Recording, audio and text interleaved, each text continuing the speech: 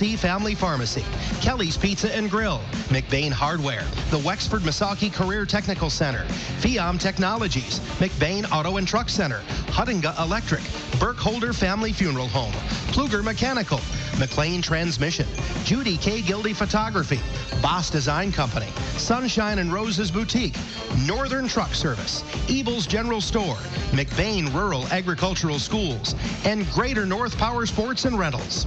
Now let's head to the stadium and join your host for McBain Ramblers football, Gary Vanna. Good Friday night from Fowler. We're here in Fowler in Spicer Stadium. No, not Rich Spicer, the great morning DJ, but Spicer Stadium here in Fowler. It's Friday night, last night of the regular season, McBain Ramblers versus the Fowler Eagles. As this is Gary Hawkeye Vanna, I'm joined by social media influencer Brent Neverth. What a matchup we have tonight. It's shaping up to be a good one, Gary. We've got a 7-1 Fowler team.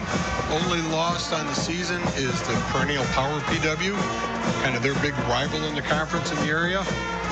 So they're we watch them warming up on the field. They're big, they're fast, so this is looking to be a good matchup this evening. Hey, we're broadcasting live from the Burkholder Family Funeral Home broadcast booth. Just want to let you know that tonight we have the 5-3 McBain Ramblers and the 7-1 Fowler Eagles. For the Pluger Mechanical pregame show, we're going to talk one thing and one thing off. Playoffs. Who's talking about playoffs?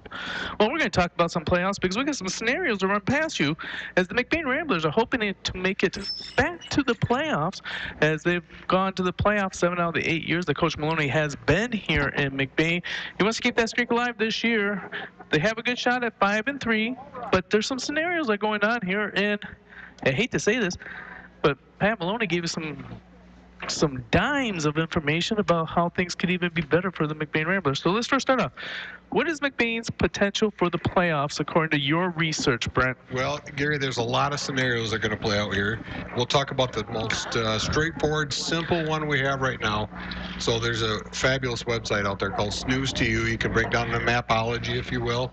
And I assume it's a he, because what other person would want to sit there and do all this analytical work?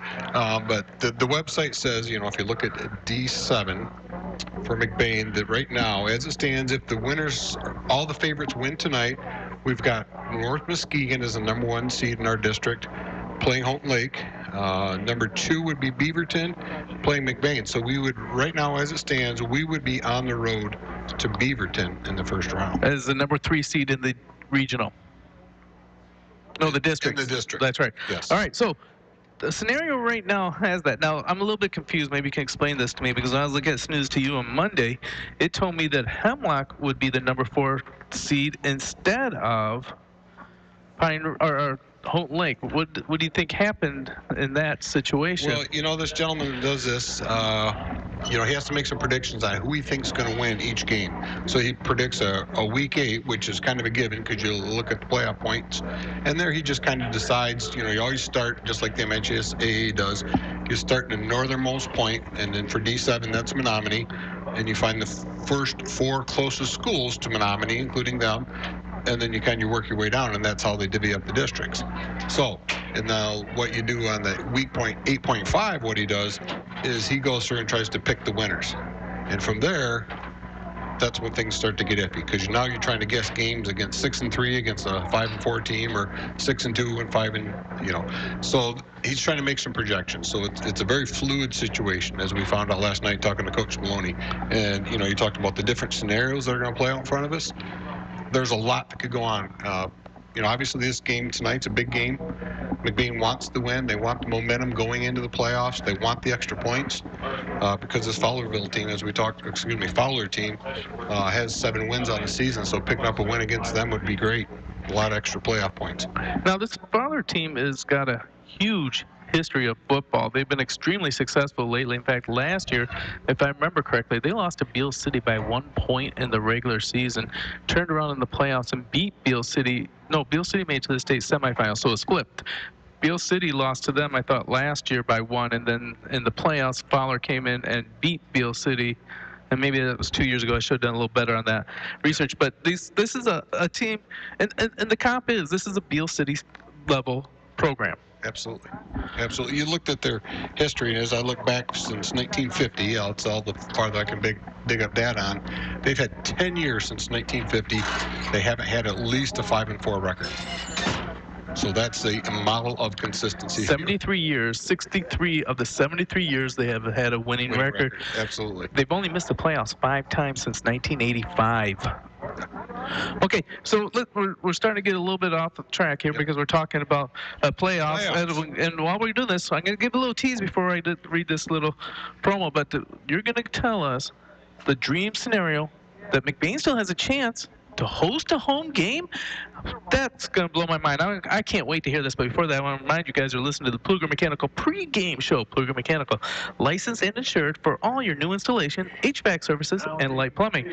Call Aaron or his brother Brad at 231-282-3194. They got a special offer. If you go ahead and tell them that you have heard this ad on the air, they'll knock $50 off of furnace cleaning for you. So go give them a call. Tell them you heard the ad, and they will give you a furnace cleaning at a discount, a little $50 coupon just for listening, and telling them that you heard their sponsorship on 1079 CDY. So, all right. Marching band is out as they are beautiful. It's senior night here in Fowler as the McBain Ramblers traveled about an hour and 45 minutes away to do this game. But before we go any further, we're talking playoffs and playoff scenario and a dream scenario here, and it's kind of crazy about how these dominoes could all fall together. So what is the dream scenario for Coach Maloney to actually have McBain host a home game? And we have to thank Coach Maloney for these little tidbits. We had a chance to talk to him last night. So there's 3 games that are going to determine if McBain can hold a playoff game. And honestly, Gary, this isn't one of them. They're all happening on another field somewhere else in the state. McBain is assuredly locked into playoffs at this point. They're solidly at 26 out of 32 in D7. So there's no scenario, I don't think, that even with a loss tonight, that it's going to kick them out of the playoffs. But for them to host a home game, there's 3 things that have to happen. 1, Houghton Lake has to win tonight. And again, they're playing a 1-7 St. Louis team. So just looking at the record, you have to expect that, you think Houghton Lake's going to pick up that win. They've been playing well lately. Here we've got another scenario of Hemlock playing Sanford Meridian. Now Hemlock, oddly enough, is 3-6, playing a 2-6 Meridian team. So if Hemlock picks up that win, they're getting some playoff points there. I'm sorry, I got too many games in it. 3-5 against the 2-6 Sanford Meridian team. So they're favored in that one. And then the third game that factors into this is a 4-5 Burton Bendel team, all the way down by the Flint area, playing Grosse Pointe University Leggett. Yes, thank you. Now Burton Bendel is 4-5, but 2 of those wins they picked up by forfeit. So they've actually won 2 games this year. Now they're playing a 6-2 Liggett team. So we're hoping, if things play out that way, that Liggett picks up that win, as you expect that they would. And then that turns, if all 3 of those things happen tonight, that could conceivably put McBain hosting a first-round playoff game. So there's a lot going on across the state, and I'm sure Coach Maloney's got his eye on every one of these games. But it's going to be interesting to see. It'd be nice to see these boys back home on the home field one more time this year. Yeah, it would be. That'd be really a big boost for the McBain Ramblers. But to be on the home, that would make them the 2 seed. And if they're the 2 seed, that means they would be playing against a Houghton Lake team, which they've already beaten once, or more likely a Hemlock team that they have not faced, but will be coming in with the losing record. Correct. Wow, that's kind of a crazy scenario here. So McBain Ramblers thinking they're pretty much into the playoffs, wondering where to go next week. And it could all come down to a rich suburb of the Detroit area and a little battle between a little school from Flint and a little private school in Grosse Pointe, determining if McBain, all the way up here, actually holds a home game.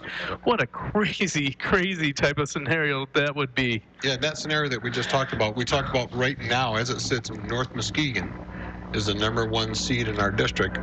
All those things happen. McBain gets a home game, all that. It's going to shift up Beaverton to the #1 seed and bounces North Muskegon somewhere down into the southern region.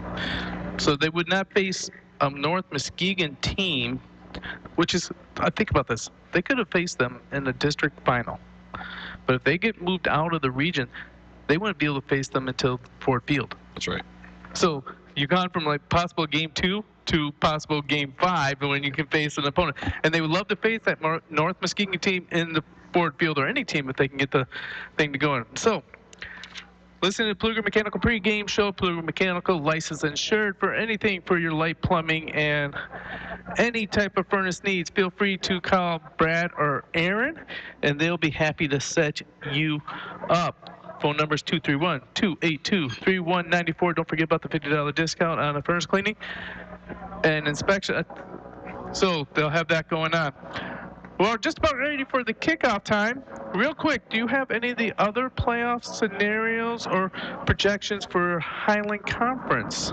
Yeah, we've got some local teams out there that are fighting for the playoff lives. I'll start with Cadillac. I think they're running on our sister station out there tonight, right, Gary? Yes, they are. So they're playing a Division 6 Reed City team. So if they can pick up that win against Reed City, the projection is that they go into the playoffs at 5-4. And then Lake City? Yeah, honestly, Gary, I'm going to have to look at you on that one. All right, so right now, Lake City is projected to be number 3 in their district, with Kingsley, Mason County Central, and Manistee, other Highland Conference teams. To worry about is the Beale City Aggies that we mentioned before, and the Everett Wildcats, which both look like they're going to be in the same district as 1 and 2 for Division 8. And of course, as Brent told me, you also have the great Marion Eagles, which are, what, third in 8-man Division 2 playoff points, and they will be hosting all the way through. Once again, they got a bye this week, I call it. It's a forfeit. Yep. But they'll get ready for helping as they start their playoff run. That's the playoff scenario brought to you by Burkholder Family Funeral Home.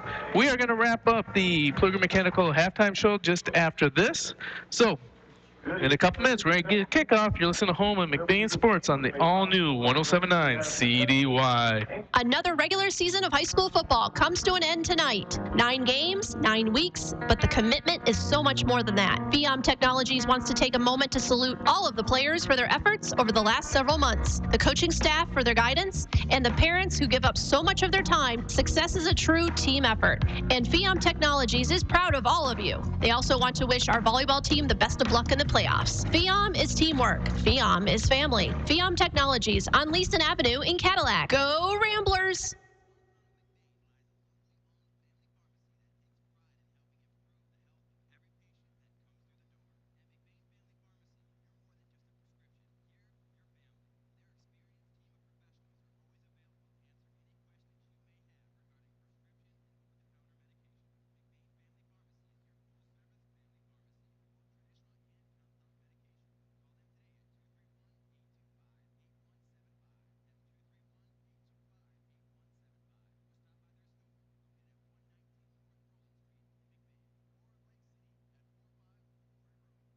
Parents, if you want your student to be college or career ready by the end of high school, then CTC is the place to be. I'm Haley from McBain High School, and the Wexford Misaki Career Technical Center in Cadillac is preparing me for the jobs of my future. Students from all over the region can choose from 15 career-driven programs with a free associate's degree available in some programs through 13th year training. It's the best place for me to learn hands-on skills. Find out more at WMISD.org at the Career Technical Education link and see why CTC is the place to be. And we are back at the pregame show brought to you by Pluger Mechanical, licensed and insured for all your new installation, HVAC services, and light plumbing. Call Aaron or his brother Brad at 231-282-3194 as we are getting ready for the wrap-up of our pregame show. We have senior night here in Fowler at Spicer Stadium, so they are announcing each of the seniors, again, special attention there, as they're getting a big hug from the coach and they're going out as the captains of the game. While they're doing that, we're going to do one more Northern Truck Service starting lineup, where Brent is going to read the roster, and then if I might actually be able to pull the flex players that we'll have for this week. So go ahead. Okay, thanks for that. So yeah, number 1, Darius Pena Perez. Number 3, Eli Wilt. 4, Jager Corliss. 5, Thomas Maloney. It's one of the flex players you talked about, Gary. Number 7 is Logan Wagner. Number 8 is Blaine Houston. I think I saw Blaine back here tonight after a couple weeks off chasing the rodeo dream. So welcome back, Blaine. Number 9, Carson Murphy. Number 11, Brett Ealing. Number 12, Aiden Cucci. Number 17, Carson Whitbeck. Of course, he's still hurt from that nasty broken foot earlier in the season. It's good to see him out there on the sidelines. 18, Jerry Behrens. 20, Landon Keller. 23, Caleb Miller. 24, Austin Ferrand. 25, Luke Hoidinga. 34, Benjamin Rodenbach. Number 44, Bryce Acom. Number 50, John Sikkema.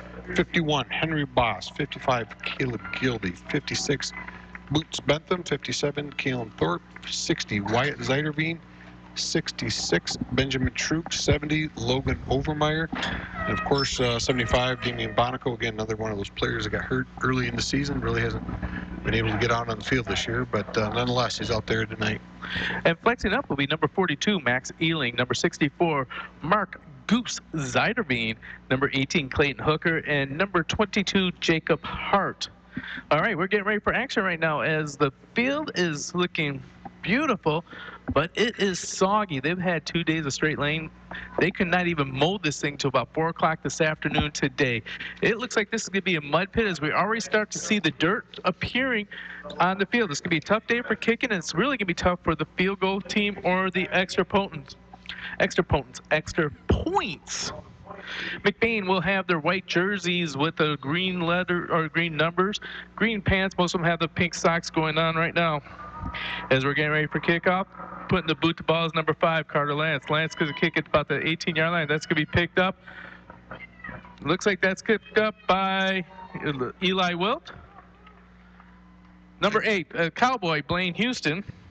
Hey, picked that ball up and brought it back up to the 32-yard line. So good starting field position. You know what I just found out last week? Why is he wearing number 8? Oh, yeah, you told me, Gary. And you want to share that story? 8 seconds is what it takes to get a successful bull ride or bareback ride. And obviously, Blaine's big in that rodeo scene, nationally ranked. So he picked the number 8 in tribute to his true love, the rodeo. Just a reminder, you're listening to WCDY, McBain, Cadillac Lake City. As we got the first snap, inside handoff to Shorty. Shorty's going to run up the middle. He's going to get himself a nice gain of about 6 yards before he is brought down on that one by Carter Lance. It'll be second down and 3 for the Ramblers. Yeah, it's a good pickup. Nice 7-yard pickup. This is going to be an interesting game. The Fowler Eagles have a lot of size across that defensive line, including about a 6'4", I'm going to guess somewhere between 280 to 290 defensive end that looks like a D1 type athlete out there. All right, second play from scrimmage. The ball is on the 37-yard line. Same play inside to Acom. Acom's going to be met at the line of scrimmage. He's going to run over a man, and then he's going to go forward, be tackled. Right about the first down marker. I think it's going to be enough for a Rambler first down. Absolutely, Gary. That's a Phenom first down, the first one of the game. So you like to see that 2 runs, 10 yards. Nice first down pickup. You know, this field condition actually may play very well into the McBain Ramblers' arsenal of being a power running team. So it'll be interesting to see what this will look like. Right now, I'm almost wondering if the passing game is going to exist. Yeah, it's going to be difficult to run anything outside the numbers, anything outside the tackles. You're going to see a lot of slip and falls tonight. Ball security is going to be another issue as it starts to get a little bit more wet, a little more sloppy out there. Counter to Caleb Miller as he goes to the far side. He gets the line of scrimmage, and he gets nothing else as he is going to be tackled. That one led by Tristan Smith of the Eagles. Yeah, the good defensive stop there. The Eagles set the outside edge. We're ready for that counter. That's one of McBain's staples. They've been well scouted, and they knew exactly what was coming on that play. So the McBain Ramblers, I love this color contrast with the green pants and the white jersey, yellow helmets, where Fowler has the white pants and the blue tops and the blue helmets. The flip-flop in the white blacks is just beautiful. Ball's on the 42-yard line, going left, right on the radio dial. Inside hand up to Acom. Acom is not finding any space up there as he's met immediately on that one by Tristan Smith and finished up on that by Evan Curtis, about a gain a yard. Yep, that's Evan Curtis is the man I mentioned earlier. He state ranked in powerlifting, and he's just a hulk of a man out there, Gary. He's a man among boys out there. Something you have to keep an eye on tonight. 9:35 left on the Huntington Electric scoreboard. It's third down and 9 for the Ramblers from the 42-yard line. We got a full shotgun formation. Up back on the shotgun is Caleb Miller. Bryce Hickman's breasted out. In motion is Zyderbean. Oh, sorry. We got a penalty, illegal procedure by the Ramblers. That'll move them back 5 yards. I thought that was Miller in the tailback position, but that's actually the freshman, Landon Kurt. Oh, it's Landon Kirk out there. Okay. McBain changes their package now as they bring out Acom, Ealing, and DPP, so that's more of the passing type of package for the Ramblers. Third down and 14. Slight little rain going on here on this beautiful Friday night for football. We've had some great weeks here. The last 2 weeks has reminded us that football is played in all weather. McBain on the near side. Narrow side of the field, split out on the far side are twins. Ealing out wide is DPP, Darius. Ronabaugh, ball goes to the hands of Ronabaugh. He's down at the 23-yard line. He's trying to do something with it, throws it up hands. Get into Shorty's hands. He's going to get tackled and get up to about the 44-yard line. That's a great gain there when what was looking is going to happen is well short of the first down, though, and McBain's going to have to make a decision right away. Well, you bring up a 4th and 8 on your own side of the field. You know the passing's going to be at a premium tonight, so I think it's kind of a no-brainer. You got to punt this one away, put your defense out there, and hopefully flip the field and get a nice stop here. But we talked about ball security a little bit. The ball's going to be wet. It's muddy out there. Carson Murphy's got a low line punt. It hits at the 25-yard line, one hop. That one's going to be picked up immediately by Asher. Help me with this one. Konishek. Konishek, yep. Good German name right there, Gary. Konishek. I'm going to have practice that. That's going to be fun. Konishek, he was tackled by DPP on that one, so Fowler will be taken over on their own 23-yard line. 1st and 10.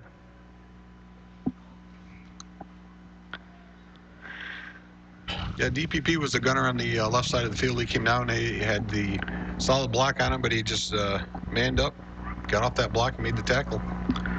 All right, Fowler, they have a same formation. It's going to be an inside handoff on that one. A lot of room on that is Zach Hoffman. Hoffman breaks a couple tackles. He's now down the 40-yard line. He's got to be one man. DPP is going to miss the legs. It's going to go all the way for a touchdown for Fowler. One play. It went 80 yards. 70. I got 76 yards, 80 yards for the touchdown. Yep, just ran it right up the gut. It was a nice little counter play. Excellent blocking on the inside, as we talked about this Fowler team. Very disciplined.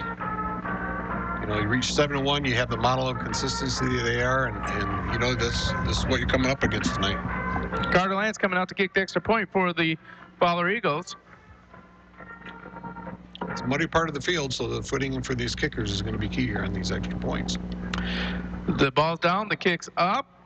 Kick is good. So on the Huntington Electric scoreboard, 7:41 left in the first quarter. Fowler Eagles 7, the Ramblers 0. You're listening to Home at McBain Sports on the all-new 107.9 CDY. McBain Rural Agricultural Schools has a legacy of excellence in education and athletics, starting at a young age. The new Little Wheels preschool program gets the youngest Ramblers ready for elementary school. The state-of-the-art Ellen Voss Performing Arts Center is a community cornerstone to nurture young creativity and talent. Technology is king in McBain, where every student gets their own school-issued MacBook. From preschool to high school, give your student the McBain advantage. Learn more at mcbain.org. And we're back here at Spicer Field as we want to give a big shout out to two of our favorite fans. In fact, I think one of them was attracted to my color guide tonight. Big shout out to Jill and Leah. The first one's the one that's attracted to him. The second one, that would be kind of weird. It would be weird, Gary. Thanks for clarifying that. Yeah. No problem there. So thank you for listening, Jill and Leah, as the Fowler Eagles get ready to kick off. Carter Lance gets ready to put a boot to ball. And that's going to be another short one picked up by Landon Keller at the 30-yard line. He's trying to find some room, and he's only going to get about 2 yards before he's brought down as he gets to the middle of the field. Ramblers will take over 1st and 10 from the 33-yard line. Yeah, they got the ball at the 32. That's where the footing's going to be the best. It looks like between the 20 and the goal line, it's getting pretty muddy and sloppy already, just from the warm-ups. But the 30, really up to the other 20-yard line, it's pretty good in the center of the field at this point. So something we have to continue to keep our eye on. All right, McBain breaks the huddle. Once again, we got the shotgun formation. Shorty sets up on the right-hand side of Rodenbaugh, inside handoff to Shorty. They've been giving him the heavy load so far, and he's not finding any room as he's going to be tackled for about a 3-yard loss, and that one's brought down by the big, huge man, Evan Curtis. Yeah, they decided to pull the double pull where Boots and Gildig both go to the opposite side, and they double teamed him, and he still stood there, held the corner, and then made the tackle. So he's going to be a force to be reckoned with for this entire evening. I think the only way you're going to bring someone down that side is with the chainsaw, because he is built like a thick oak tree. Absolutely. Try to run away from him when you see him on that side of the field. I'm going to run away from him after the game, no matter what happens. All right, McBain, heavy lineup. They move Curtis over there. Late shift as they bring it away from Curtis. So McBain's going to put Rodenbaugh behind the late shift, and there's going to be a flag on the play, legal procedure against the Ramblers.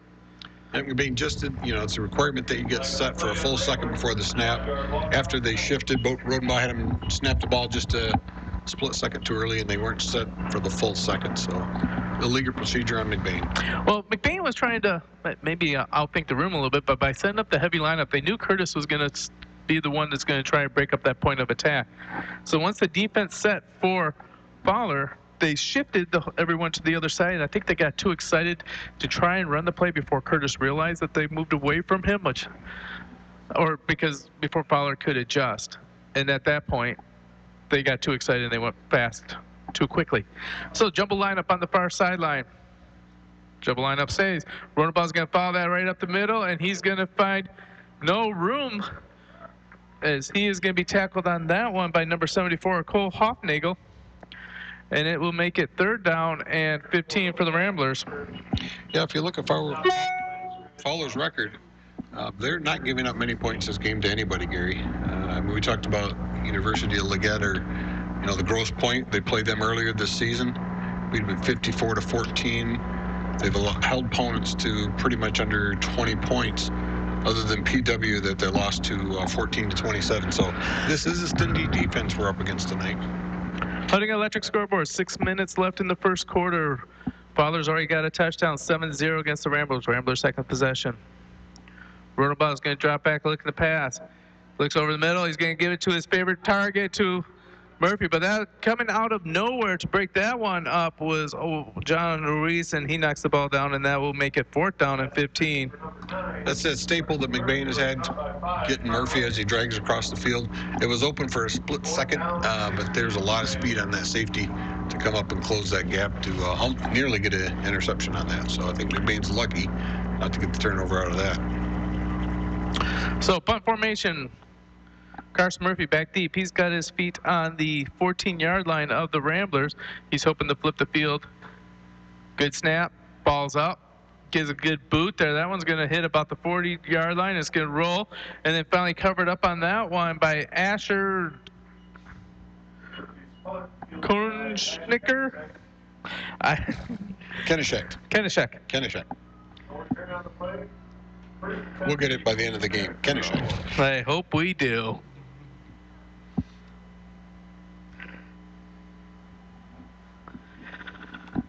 So it looks like they covered that ball on the 34-yard line. So they're setting up down 1st and 10 on the 34. All right. Same formation you see from the Ramblers. In motion on that one will be number 2, Nolan Stump. It's going to be a counter on this play straight to Ashton Konishek. Konishek is going to be brought down by DPP, but not until he gets another 1st down and moves the ball up to the 47-yard line of Fowler. That's the exact same play that McBain ran, or the exact same formation. They just they got better blocking on the edge that time. It really sprung them loose. So it's funny, I was watching these guys warming up. They're all spread formation, throwing the ball all over the field. Not once did I see him set up in this particular formation. All right, kind of a jumble lineup on the far side. It's going to be pitched out to a cutting Stump. Stump's going to lose his traction in the backfield. It's going to be a loss of 4 yards against Fowler. That one was the tackle made by the Mud. Yeah, we talked about trying to get outside tonight and doing those cuts. It's going to be difficult on this field. It's already getting tore up at a pretty good pace. So I think the best bet both teams are going to have are going to be right up the gut. I expect a real low-scoring game tonight. Tell you what, I'm seeing more divots out there than me with an 8-iron and 120 yards out from the hole. Oh, I didn't want to say anything like that, Gary. All right, so they got a offset I formation shotgun. It's going to be a quick pitch to the outside. Fresh jersey out there is just going to get into the hands of Ford Phillips. Ford Phillips is going to run forward enough for a first down as he's finally brought down by Ben Ronabaugh, but it'll be Fowler's ball, 1st and 10 from McBain 40. They're just picking up chunk yardage. They're just winning the line of scrimmage. There's no two ways about it. McBain's lined up in a 4-3 defense, and they're just collapsing the outside tight ends down on the getting the outside penetration and pushing the tackles down to the inside. All right. Kind of a jumble formation on this one. This one's going to be handed off to Nolan Stump. Stump is going to get a nice look. Not get much there at all is why Zarderbean decides to get in the backfield and tackle him for no gain. Just shut his block, made a good square up on him, and just made a nice tackle there in the outside. Good outside contained by White Zarderbean. 2nd and 10 from the Fowler, or from the McBain 40-yard line. Fowler is marching from right to left on your radio dial. Huntington Electric scoreboard says 3:52 left in the game. Fowler already up 7-0. Jumble lined up on the near sideline. Quarterback keeper behind all 5 of those blockers. Looking for a little space, and he finds some as Ford Phillips is going to get another first down for Fowler as he gets it down to the 30-yard line. Yeah, that tackle was made by Bryce Aiken, which is interesting because Bryce actually got up in the backfield and forced that ball back up inside, and then he had to run the play down from the back because they did have the wall of blockers out in front. So Fowler, again, another chunk yard, picking up another first down. McBain's going to have to solve this riddle as they run the jumble set offense against McBain. We got the quarterback in the middle. That is going to be Ford Phillips. Actually, this one is actually direct snap to Asher. Asher is going to get no gain, and once again, Bryce Akins shoots in there for a 2-yard loss as Kenashek. There you go, Gary. You got it. Is going to be there. So what it looks like they do here, and tell me if I'm wrong, but does Fowler run 2 quarterbacks and snap it to one or the other, depending where they want the lead blocker from? I don't know, Gary. That's a good observation. I'll have to keep my eye on that. I didn't observe that, but it's quite possibly. Because they got 2 men kind of behind the quarterback. Yeah, you're That one went to Ford Phillips. Ford Phillips is going to come up the middle for about a 8-yard gain, making it 3rd down and 4. What were you going to say? No, that's a great observation. They did. They put the number 9 and 15. It was a direct snap to 15. So it's kind of a old play out of the single wing formation, something you used to see Menominee run all the time. And win many state titles with that. Oh, many. Just a perennial power out of the UP. 3rd and 4 for the Fowler. You got your dual quarterback threat, I guess we're going to call it, or the Wildcat formation. Ford Phillips and Asher Konechek. And this one actually goes to Asher's. Excuse me, Zach Hoffman gets it, and Zach Hoffman is going to get no gain as great penetration by Jagger Corliss, making it 4th and 4. Yeah, Jagger Corliss and Carson Murphy both did a nice job holding that outside corner, bringing up the first 4th down for Fowler tonight. Checking the game is Jacob Hoffman. So they're going back to a traditional quarterback with Hoffman because he's the only one that says quarterback on this roster. So they may be looking at a passing situation, Hoffman. And Hoffman does drop back the pass. He's going to step up, and he's going to find nowhere to go as we had a high-low game right there. Down low was Caleb Gildy. Up high was Carson Murphy. And what we had in the end was a tackle with no gain, and the Ramblers take over on downs. Yeah, and Jonathan Sickamet and Zeiderbean both were in the backfield, forced the quarterback to pull the ball down and try to make something out of nothing, as he just did not have any time to throw. So it's a big stop with McBain. His follower had a nice drive going there, so turns it over on the 25-yard line for McBain. All right. So McBain does answer the bell right here. they've been notorious for giving up opening scores and giving them up quickly and then being able to crawl their way back in. Let's see if they can continue to do that as they are now in their spread formation. Twins on the far sideline. Caleb is the Miller's the wing. Hand off to Miller. Miller's trying to cut up, but just a slide in there. He can't get any traction. He's going to be tackled by Hudson Schlack for a 2-yard loss. Yeah, we talked about big number 55 from Fowler not switching over to the big side when they had the jumbo. I think what they're doing as I watch this is he's actually going to the side that Jonathan Sickham is going to. So he's mirroring Jonathan, kind of put big man on big man out there. And they're not so much worried about what the jumbo package is doing, but they're watching Sickham and kind of keying off of him. Well, that's going to be a great battle to watch all game is what's going to happen between those two players, and that would be Sickham and Big Curtis. All right, jumbo package on the near sideline. It is going to be a counter. Slipping again is Caleb Miller. Miller's trying to get ahead of his team. He can't get anything to turn the corner. He's just skating across there as he's going to be brought down by a whole flock of Eagles for no gain. There's nowhere to run on that one and trying to turn up that field on that slick muddy field. As we talked about, it's going to be difficult all night. It's probably not going to get better from this point forward. So. Well, McBain doesn't like this in the field, so I think they're going to take the rest of the quarter off and go on to the other side, see if they get better traction over there. So at the end of the first quarter, according to the Huntington Electric scoreboard, the score is Fowler 7, Ramblers 0. You're listening to Home of McBain Sports on the all-new 107.9 CDY. In the small town of McBain lies a locally owned family pharmacy that takes pride in helping improve the health of every patient that comes through the door. At McBain Family Pharmacy, you're more than just a prescription. Here, you're family. And their experienced team of professionals are always available to answer any questions you may have regarding prescription and over-the-counter medications. McBain Family Pharmacy is your full-service family pharmacy for both traditional and compound medications. Call them today at 231-825-8175. That's 231-825-8175. Or stop by their store located at 119 North Roland Street in McBain, or in Lake City at 45 Maury Road. And welcome back to Fowler as we have Friday Night Football. Fowler 7, McBain 0. About ready to start the second quarter here at Spicer Memorial or Spicer Field. I don't want to say Memorial, but hey, I want to let you know that you can listen to this game anywhere in the world. You can even listen to it here at Fowler if you want to. Why is that? Because we're being live streamed. How do you do that? You just go to the 107.9 CDY webpage, click on the McBain Rambler helmet, or you can go to YouTube and go to CDY Sports. Live streaming is brought to you by McLean Transmission. For anything transmission related and for quality used cars, head on over to McLean Transmission on LaChanze Road between Cadillac and Lake City.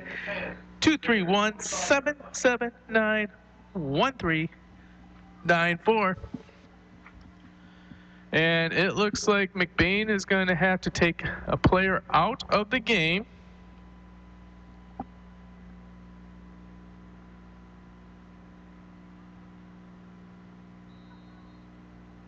There's some type of equipment issue. I think it's some knee pads, not below the knee. Ben Ronenball drops back, throws it to the flat to Caleb Miller. Caleb Miller's going to get a gain of 3 before he's going to be tackled. That one's wrapped up immediately between Zach Hoffman. Just nice coverage by Zach Hoffman over there. Caleb is open, but got the pass completed, but there's just no room to turn upfield and run. And it makes it another punting situation. Now, this is what I find kind of crazy is that I thought it was a rule that you had to have the pants over the knees, but Darius Pena has not had it all season long. First time, week 9, that someone said something is kind of weird. Murphy's punt is taken over at the 40-yard line, coming all the way across the other sideline. The return is number 11, Zach Hoffman, as he gets himself a nice return and gets in McBain territory at the 46-yard line. I tell you, he's running really weird because he had that ball right next to the number, and I had a hard time reading his number because his ball was guarding it. Yeah, the coach has obviously told him ball security on those punt returns. Looks like we're getting a traditional setup. We've got number 3, the quarterback. Now they're going out with the trips to the left-hand side of the field. And this is what I saw in all pregame. His wide receivers throwing the ball all over the field. But this could be a draw. All right, it's going to be an inside handoff on that one to Nolan Stump. Nolan Stump's going to get about a gain of 9. That'll make it 2nd down and 1 for the Eagles. Yeah, they put the trips out there. First time tonight, pulled McBain out of their, the 4-3 defense. They had to take somebody out extra to cover one of the wide receivers, and it just opened up a gap in the center of the field. Second one for the Eagles as they're on the Ramblers' 37-yard line. Waiting for the snap on this one will be Jake Hoffman. Hoffman is going to fake the handoff. He's going to hand off right through the middle. Great bullet pass to Asher Kenishek. Kenishek is going to get it all the way down to about the 18-yard line. First down for the Eagles. And McBain quarterbacks and safeties were playing about 12 yards off the line of scrimmage. He ran a simple 9-yard run, turned to look, the ball hit right in the numbers. Nice easy pickup for Fowler.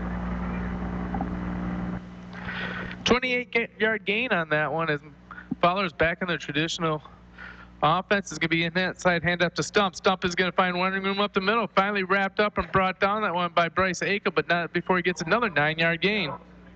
Yeah, Fowler's just winning the inside game on the line of scrimmage, just opening up holes between the two tackles and McBain.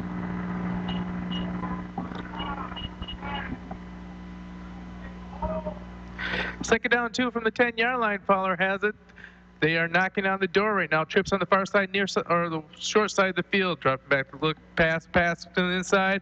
Inside slant is going to be good for the touchdown. Number 5, Carter Lance.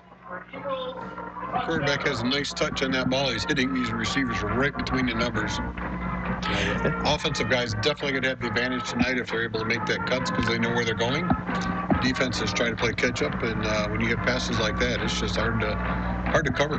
And he has a lot of time, so the turf is not getting into his breaking his rhythm at all. That's right. As we have the extra point kick is good. That'll make the score 14-0, 9:46 left in the second quarter, according to the Huntington Electric scoreboard. This snack break is brought to you by Little Town Jerky. You're listening to home at McBain Sports, and they all knew 107.9 CDY.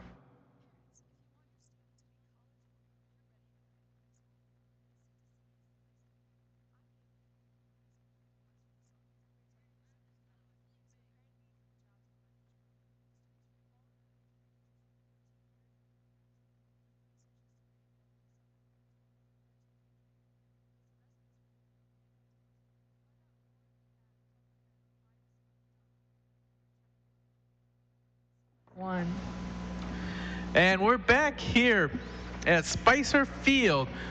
I want to say Rich Spicer Field, but that would be pretty sweet. At Spicer Field here in Fowler, as the Fowler Eagles are playing very mean hosts as they were up 14-0 with 9:46 left in the second quarter.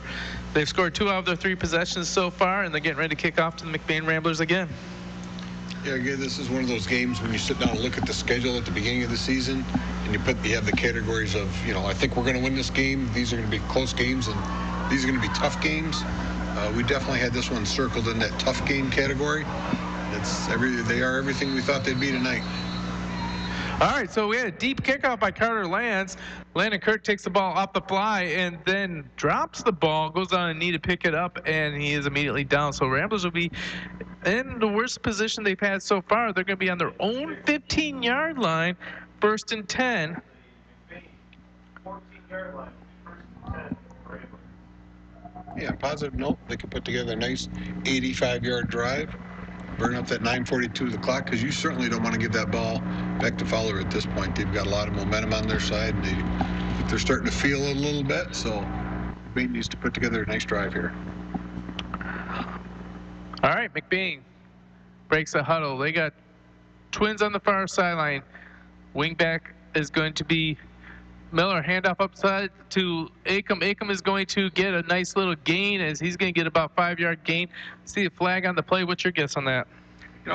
It's either going to be a face mask or a hold. It's in that in the interior of the line. But I have to go with the fact that it's 4 or 5 yards past the line of scrimmage. I'm going to have to go with a face mask. I think they're going to go with the 5-yard variety of the face mask. Personal foul. Face mask. Oh. Good call on the face mask. There we go. I kind of thought I could see from here. They're a long way away from us, from our vantage point here. I kind of thought I saw Akom's head heading to the ground before his body did. And most importantly, it's a big 15 yards, picks up another fee on first down for us, and gets McBain out of the shadow of their own end zone. That should make the ball about the 32-yard line.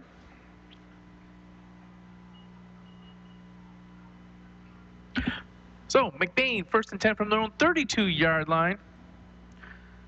9:36 left in the second quarter. It's 14-0 already, Fowler Eagles. Shotgun formation, another inside handoff to Acom. Acom's got nowhere to go as the line just got blown back, and he's just going to struggle and fight just to get the original line of scrimmages. He's going to be tackled on that one by big number 59, Aiden O'Rourke. Yeah, Gary, you talked about it. There's just nowhere for him to go. There was just a solid wall of blue when he tried to hit the hole. There was no hole to hit, so when he tried to hit it, there was just nowhere to go.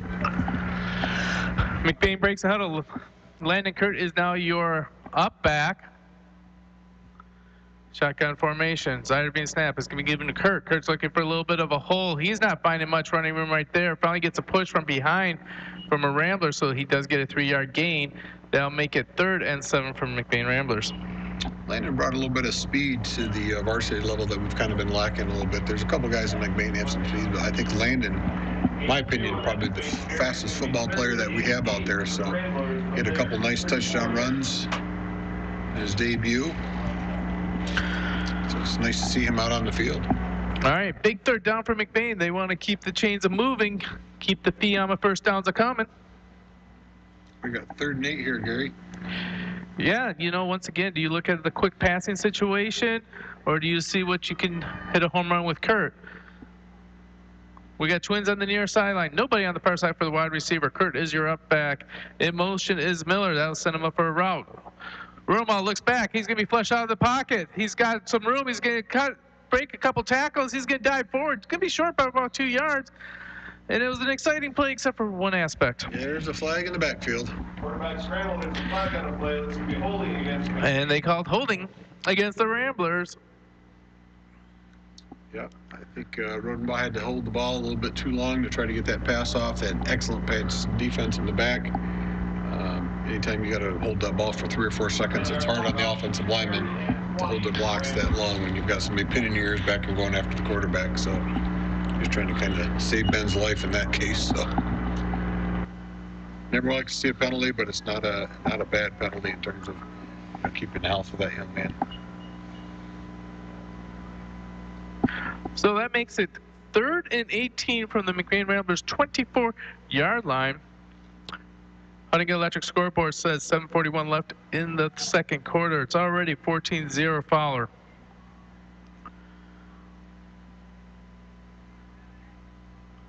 Rodenbaugh on their snap. We got twins on the near sideline.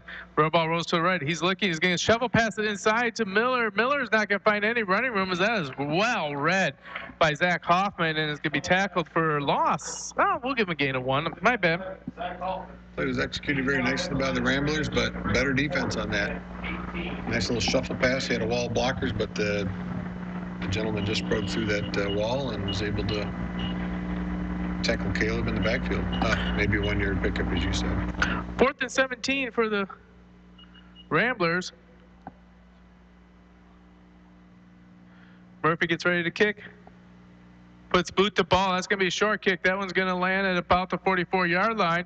That's picked up on that one by Zach Hoffman. As Brent Elam is spinning around. Hoffman, ball security, is going to bring it back all the way up to the original line of scrimmage of the Ramblers. So Fowler tackled by Sycamore will be taking 1st and 10 from McBain's 32. It's a nice heads-up play by Zach Hoffman. McBain couldn't find the ball. He was within 1 yard of where it landed, but had his head to turn the wrong way. Hoffman picked it up and picked up another 25-yard run on the return. Nice heads-up play by Fowler.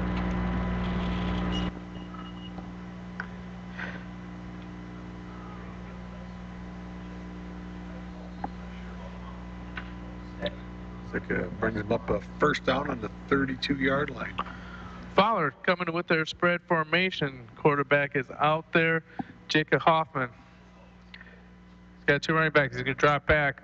Bubble screen over on the near sideline. That gets in the hands of Ben Cohagen. Ben Cohagen is going to turn that up and probably get about a gain of 13, and that'll be a 1st down for the Fowler Eagles. Do you see who was out there leading that block, Gary? Big number 55, all the way from his tackle position. He got out there to the numbers, I think, as fast as the ball did. So not only is he big, he's got a lot of speed, and poor DPP had to sacrifice himself and get in front of that freight train. All right. Fowler, once again, in the red zone, or during this month, we'd like to say the pink zone. is they got a bunch trips on the near sideline. Inside handoff on that one to Stump. Stump finds a little bit of running room, so he's going to get all the way down to the 10-yard line. The McBain Ramblers, that should make it 2nd and 1 for the Fowler Eagles. Yeah, when your free safety is making your tackle, that's not a good spot to be in when you're on defense, but that's exactly what happened there. Eli Wilt came up from the safety position to make the tackle. Oh, excuse me, Jagger Corliss, my bad. Got the numbers backwards. Shout out to Jagger, that was a nice play. All right. Bunch trips on the far side, right side of the field. This is going to be a handoff to Stump. Stump's following the bunch trips for lead block, and he's going to run over a couple Ramblers into the end zone. Touchdown. Fowler making the score 20-0. Another Eagles touchdown. You know, we talked about these guys being a D8 powerhouse. I mean, this game is starting to feel very reminiscent of what we had when we ran into Beale City. Just a big, strong, fast team. As we have a Rambler that's slow to get up right now, so it's going to be just a couple minutes. Hey, we want to give a shout out to all the sponsors. They've been with us all season long, and they've done a great job of supporting McBain sports, and they're also going to bring around basketball season if that ever comes around coming here, and there'll be a full slate of games on the station starting in January. But a shout out to McBain Auto and Truck Center, Greater North Service, McBain Lake City Family Pharmacy, Littletown Jerky, Wexford Missaukee CTC, Boss Design Company, Sunshine and Roses Boutique, McBain Rural Agricultural School, Huddiga Electric, Burkholder Family Funeral Home, Kelly's Pizza and Grill, Cadillac Auto and Truck Service, McLean Transmission, Pluger Mechanical, Judy K. Gildy Photography, McBain Hardware, FIAM, and Northern Truck Service. Without their support, we could not have the fun and the joy of bringing you all the action. And we know we have a big crowd today since we are 2 hours away from McBain. All right, getting ready to kick the extra point is Carter Lance. On the hold is number 3, Jacob Hoffman, the quarterback.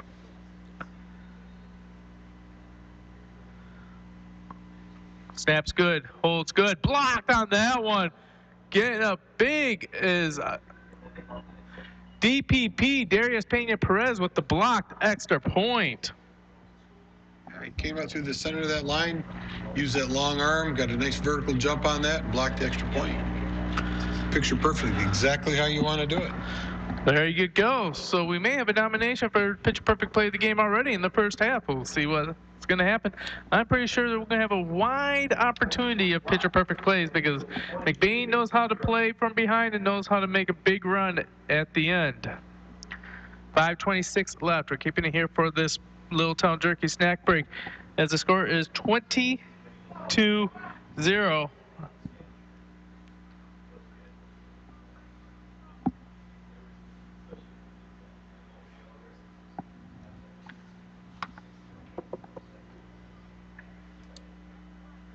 It looks like we've got number 5 set to kick off for us, Gary. He's been doing the kickoff duties all night. Carter Lance. Yeah, senior. One of the many seniors I recognized before the start of the game. They've got a nice group of seniors. Had a lot of success for their 4 years on the varsity program. Hey, I just got a text that Scott Compton, you know who he is? I don't. Landon Kurt's grandpa. He's listening as he's coming home from work right now on that long drive. Him and Drew are listening to us on the streaming services. This one goes to Landon Kurt at the 1-yard line. He's going to dance and prance. He's going to find a little hole. He's going to get all the way up to the 22-yard line. Great job. Freshman utilizing his speed, some of the cutability, a little shake and bake out there to get a nice return. Because that ball looked like it might have died at the 1-yard line. Fielded by 20, Landon Keller. Turn all the way up to the McBain 25-yard line. First and 10 for Ramblers. Let's bring up another 1st and 10 from their shadow of the own end zone again at the 25-yard line. I don't think they've had the ball across the 50-yard line tonight, have they? They have not. Does that constitute as a FIAM first down? That? Yeah. No. Well, it's a first down. It is a first down, but they didn't do anything to pick it up. So. Oh, okay. That's the thing. All right. So back in action. Twins on the near side, inside handoff on this one to Acom. Acom's going to be met in the backfield, and he's not going to get anything. Probably a loss of 2 on this one, as he's going to be tackled once again by big number 55, Evan Curtis.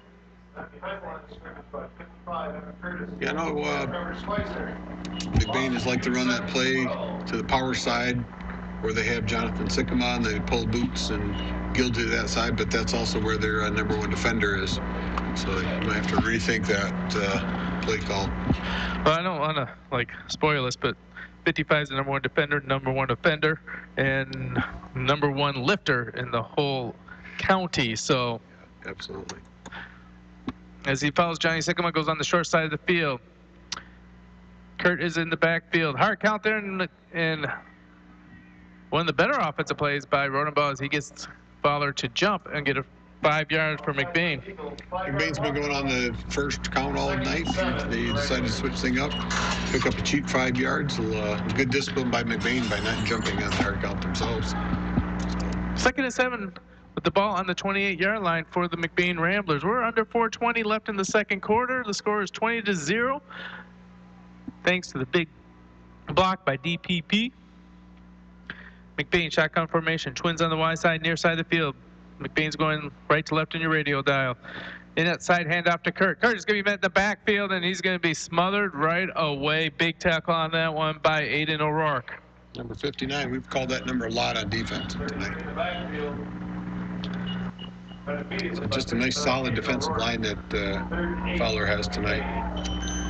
Looks like Mr. O'Rourke's going to get a nice little blow, well-deserved blow. We got some fresh bodies in there. Cole Huffnagel, Jr., coming to give him a nice little break. Like most players at D78 level, you get your best athletes. They play in both offense, defense, around special teams. So you got to get them out there and get a little blow when you can. McBain breaks the huddle.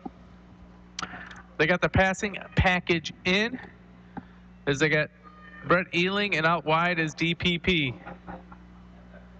Looks like Kurt's your running back. Motion is going to be to Miller. It's going to be a reverse there to Ealing. Ealing's going to get maybe a yard or two on that one, but not much more than that. That'll make it 4th and 7 for the Ramblers. Sound like a broken record here, but big 55 again. He was out on the edge, set that edge, and Mr. Curtis just wasn't going to let anybody get outside him. He forced that play back up inside to his partners. Ford Phillips going back deep for the Ramblers, as well as number 11, Zach Hoffman.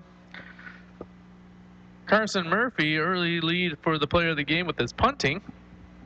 Back to kick. 2:30 left. There's a snap. Snap's good. Punt. It's going to be a low punt. It's going to hit at the 48 and roll forward. Then one calls poison. Darius touches it at the 47-yard line of Fowler. 1st and 10 for the Eagles. Yeah, the way the ball spun off out of the backfield there might have been partially blocked. Had a funny flight path to it. Inside Eagle territory, 47-yard line, 1st and 10 for Fowler. So Fowler's taking over the ball at the 47-yard line. You ever like to give an opponent like this that good starting field position, but Trips on the far side, wide side of the field, single on the near sideline. At quarterback will be Jacob Hoffman. Hoffman's dropped back fast. He looks, throws a bullet over the middle, right into the hands of number 9 as Asher Konechik catches it. He's going to be tackled immediately by the Cowboy, but not until there's a big first down, and they will go all the way down to the Ramblers' 29-yard line. Yeah, when they line up in the trips to the wide side of the field, the McBain defenders are starting their coverage 12 to 15 yards off the ball, and they turn and run out of that when they see the receivers coming, so it's leaving that pass open 20 yards. Easy pickups. All right, deep pass to the corners. We almost have a one-handed catch on that by Carter Lance, but now we got a flag on the play. Be interesting to see what that says. That's the ref on this side of the field where the play happens, so I don't know if they're going to get him for offensive push-off or defensive hold. Here comes the white cap. Personal foul.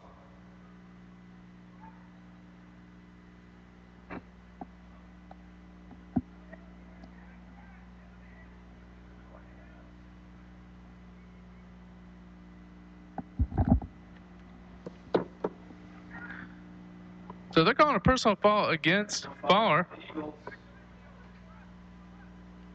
15-yard walk-off is going to be 1st and Sideline warning, personal foul. So it must have been that the coach or the players were in contact with the referee. Yeah, and that's the thing. Can you explain how that rule actually works? Well, there's a white Here it's a white dotted line. Some fields have a white solid line. It's 3 yards off the sideline, and you're not allowed to have anybody inside of that 3 yards. Now, it's kind of an unwritten rule. The coaches kind of walk in and in off the field, but you can't come in contact with the referee at any time. And so McBain gets a big break here as now there's a deep pass wide open over the middle to the hands of number 5, Carter Lance, but he saw Ben Rodenbaugh coming across, and he didn't want any piece of Ben. Took his eyes off the ball, went through his hands, and it was an incomplete pass. He had all day to throw, absolutely perfect throw, dropped it in his breadbasket, but I think he just got a case of the alligator arms right there because Ben was just going to light him up if he would have held on to that ball. So nice play by Ben there at the end of the play to pull up and not take the unnecessary roughness penalty. Second and 25 for the Fowler Eagles. Jacob Hoffman is going to give an inside handoff to Carter Lance. Lance is going to have nowhere to go as he's met in the backfield by Wyatt Ziderbean and Caleb Gildy. Caleb Gildy and Wyatt Ziderbean both did a nice job that time, pinching down from their Wyatt from the outside tackle position and Caleb from the nose guard position. Now, it looks like Wyatt's lining up at linebacker at this point.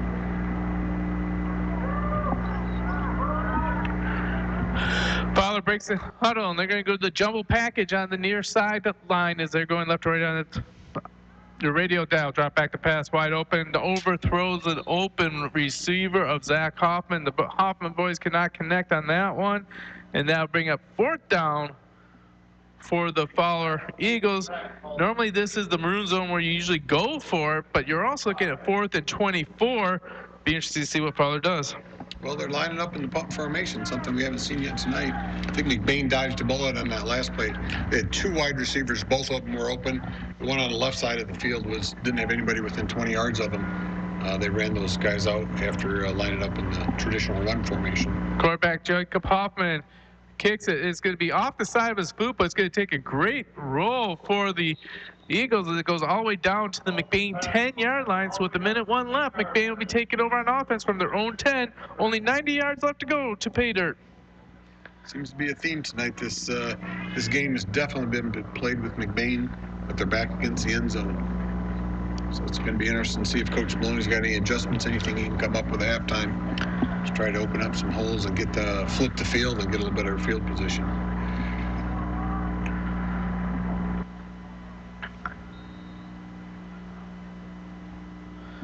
So the official calls for the play clock to start.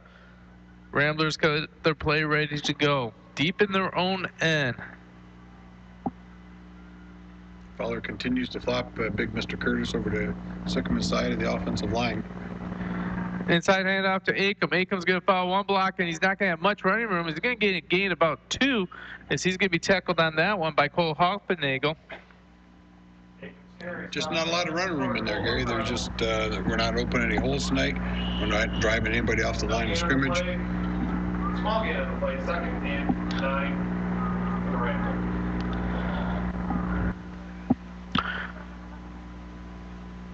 McBain taking the time to get the play into the game. This could be the last play of the half. Hunting Electric scoreboard says there's less than 30 seconds left in the first half. McBain is already down. Fowler 20, McBain 0. They got the run package in. Acom is going to be the running back. Murphy shifts sides. They're going to run Acom behind the side that he swifts to, and there's still nowhere to go as he's going to be met on that one. Great tackle. Again, it looked like it was by Cole Hoffenagel for a loss of 1, and that ends the first half. This snack break is brought to you by Littletown Jerky. 20 for the Eagles, 0 for the Ramblers. You're listening to Home and McBain Sports on the all-new 107.9 CDY. McBain Rural Agricultural Schools has a legacy of excellence in education and athletics, starting at a young age. The new Little Wheels preschool program gets the youngest Ramblers ready for elementary school. The state-of-the-art Ellenboss Performing Arts Center is a community cornerstone to nurture young creativity and talent. Technology is king in McBain, where every student gets their own school-issued MacBook. From preschool to high school, give your student the McBain advantage. Learn more at McBain.org. It's time to think about winter fun right here in our own backyard. Greater North Power Sports and Rentals is a Polaris Adventures authorized outfitter, and they have 57 Polaris Indy 650s ready and raring to rent once the snow flies. Enjoy all the fun winter has to offer with none of the expense for upkeep. Greater North Power Sports and Rentals offers winter service work and winter storage. Book your day today. Call 231-878-1678. That's 878-1678. Greater North Power Sports and Rentals on 13th Street in Cadillac.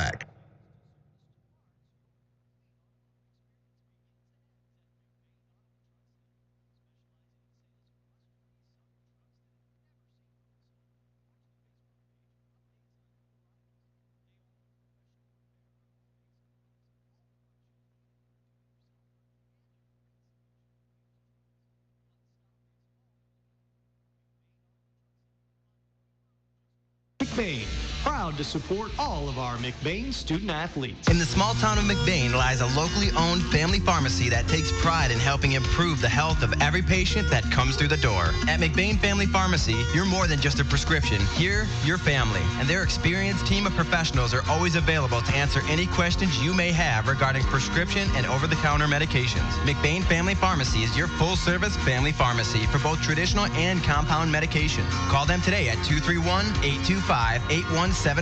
That's 231-825-8175. Or stop by their store, located at 119 North Roland Street in McBain. Or in Lake City at 45 Maury Road.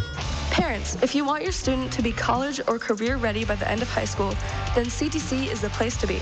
I'm Haley from McBain High School, and the Wexford-Missaukee Career Technical Center in Cadillac is preparing me for the jobs of my future. Students from all over the region can choose from 15 career-driven programs with a free associate's degree available in some programs through 13th year training. It's the best place for me to learn hands-on skills.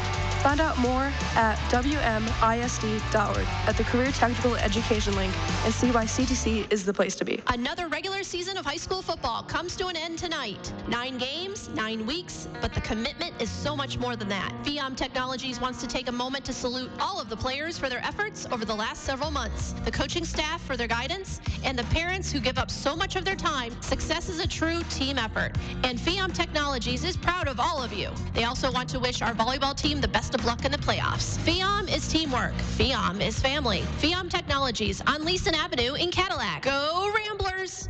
Hello, Rambler Nation, and welcome back to another Rambler recap of this week's sports. I'm your host, Benjamin Tripp, and I'll be keeping up to date on the following sports: football, volleyball, and cross country. On Thursday, our JV football team had a game against Pine River where they won 31-12. The varsity team also had a game against Pine River on Friday where they had senior night where Blaine Cowboy Houston, Carson Murphy, Kason Whitbeck, Landon Keller, Brett Bentham, and myself were all introduced, all helping the Ramblers beat the Bucks 30-7. Ben Rodenbaugh had an amazing game where he had 179 rushing yards and 3 touchdowns. Landon Kirk had a really good rushing game with 4 carries for a total of 46 yards and a touchdown. Bryce Acom had a good game on defense with 6 tackles and 2 assists. Next, last week Tuesday, the JV and varsity volleyball team had games against Manton where the JV team won 2-1. The varsity team had a game where they had lost to the Rangers in 5, putting up a good fight, losing the first set, then winning the next 2, but then giving up set 4, making the game go to the 5th set, where it was a very close battle, but ended up giving the set to the Rangers. Gwyneth Verberkmos had 22 kills, 5 blocks, 25 digs, and 2 aces on 100% serving, while Madison Ockenpaw had 44 assists, 2 kills, 8 digs, and 4 aces on 100% serving. Brecken Cotter also had a good game with 6 kills, 2 blocks, and 9 digs. Finally, the cross-country team had a meet at Cadillac where the girls' team fought hard to win the Highland Conference Championship, taking first with only 41 points. Caden Hinton took third in 20:49, Chelsea Eisenga fourth in 20:59, Madeline Rainick 10th in 22 flat, Sean McLean 11th in 22 flat, and Olivia Boster 13th in 22:17. The boys' team also fought hard, taking fifth. Braden Winkle took 15th in 18:41, Garen Schneeg 27th in 19:43, and Devin Berge 51st in 28:29. Again, my name is Benjamin Tripp, and thank you for tuning in to today's Rambler Recap. And remember to tune in next time to stay updated in the world of McBain sports. The football regular season is winding down with playoffs on the horizon and an all-time first in MHSAA football history. I'm John Ross, and this is This Week in High School Sports, powered by Michigan Student Aid. Welcome to Week 9 of the football season, the final week of the regular season. All across Michigan, schools are looking to get into the playoffs or earn home field advantage for at least one game. Let's run through how it all works. There are 8 divisions of 11-player football. The top 32 in each division will qualify for the playoffs, and that's based on a team's playoff points. From there, the 32 teams are grouped into 8 4-team districts. The team with the higher playoff points will host. District play starts October 27th with district finals the following week. After districts, we're down to 8 teams in each division, and they'll play regionals on either November 10th or 11th. Those winners advance to the semifinals on November 18th, and then it's on to Ford Field for the MHSAA Finals November 25th and 26th. Remember that those games are on Saturday and Sunday this year. For 8-player football, there are 2 divisions. 16 teams in each will qualify in the MHSAA Finals are November 18th at the Superior Dome in Marquette. How do you know who makes the playoffs? Tune into the Selection Sunday show this Sunday at 6 p.m., airing live on Valley Sports Detroit Extra. And then after the show, brackets will be posted at MHSAA.com. It's time for Game Balls, where we highlight a trio of standout performances from the last week. First, to Bullitt Creek senior Logan Corson. He scored 4 times in a soccer district win over Standish Sterling. The 4 give him 68 career goals, making him the school's all-time leading goal scorer. He's also their all-time leader in assists. South Lyon East, Caitlin Berry, her 15 kills in a match against South Lyon helped the Cougars to a 4-set win and a Lakes Valley Conference outright title. And at Kingsford, Elizen Roos. He ran for 330 yards and 6 touchdowns in a 41-32 win over Menominee.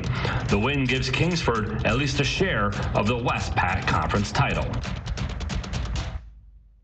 For high school seniors, the matchup of the year isn't on the field. It's actually online. That's right. When you fill out the FAFSA, the free application for federal student aid, you could also be eligible for thousands of dollars in additional money from the Michigan Achievement Scholarship. Yep, nearly 80% of students who fill out the FAFSA may be eligible. Now that's a matchup we can all root for. Get started today at michigan.gov/achievement. The Michigan Achievement Scholarship. It's a game changer.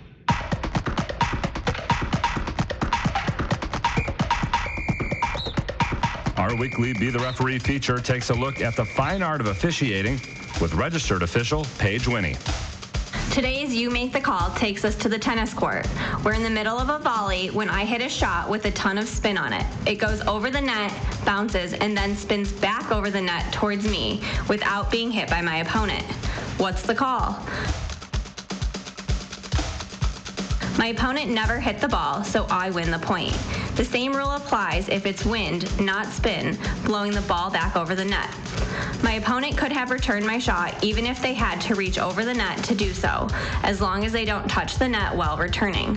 If my opponent hits the net in the process of returning my shot, it is also my point. Thanks, Paige. Now more than ever, we need officials. If you're interested, please go to the MHSAA website now to register. Bear Lake's 8-player football team won for the first time this year on October 7th, a 26-0 victory over Baldwin. In doing so, their coach, Sam Mullet, became the first woman in MHSAA history to win a football game as head coach. Mullet took over Bear Lake this season, and she's a Lakers grad. She talked to state champs after the game. The biggest thing I would say is be yourself. The boys can really see through when you're trying to be something that you're not. And they just really want authenticity, and they want someone that can help them win. And from the NFL to high school, I've never found anybody that questioned, what I look like, or that I'm a female. They just want to know, what are you going to do to help me win? Because ultimately that's the goal at every level, is how can we be successful? Bear Lake closes out the season at Engadine. You've been listening to This Week in High School Sports, powered by Michigan Student Aid, a production of the MHSAA Network. Thanks for joining us. I'm John Ross, and we'll see you next week. And welcome to the halftime show of the McBain Ramblers versus the Fowler Eagles. As the Fowler Eagles are up 20-0 against the McBain Ramblers. Halftime is brought to you by the fine folks at McBain Hardware.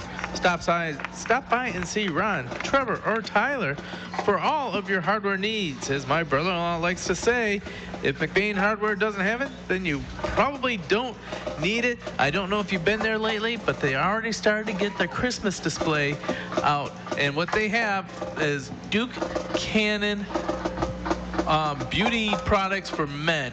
And these like products come in like bricks, and you have like charcoal flavored or smelling shampoo, or you might have barbecue grill smelling washing soap, or masculine type of products to make you feel good about yourself and your beauty.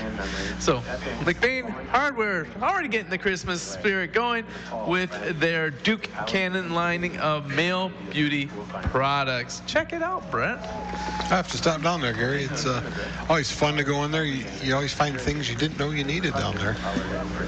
Until you find it. That's then right. you realize you definitely needed It's like, that. how have I spent 55 years on this earth and not had one of those? McBain Hardware are also famous for their wide selection of Milwaukee products and Pelican coolers. Pelican coolers just as good as the name brand without the name brand price. And we are talking more about them because there's more information to talk about there than the stats today. It's been a very tough one as McBain defense. And let's hold it. The defense has done actually quite well. They've been playing with the short side of the field, and they've been on the field the majority of the time. Brent, you want to share some of the interesting stats?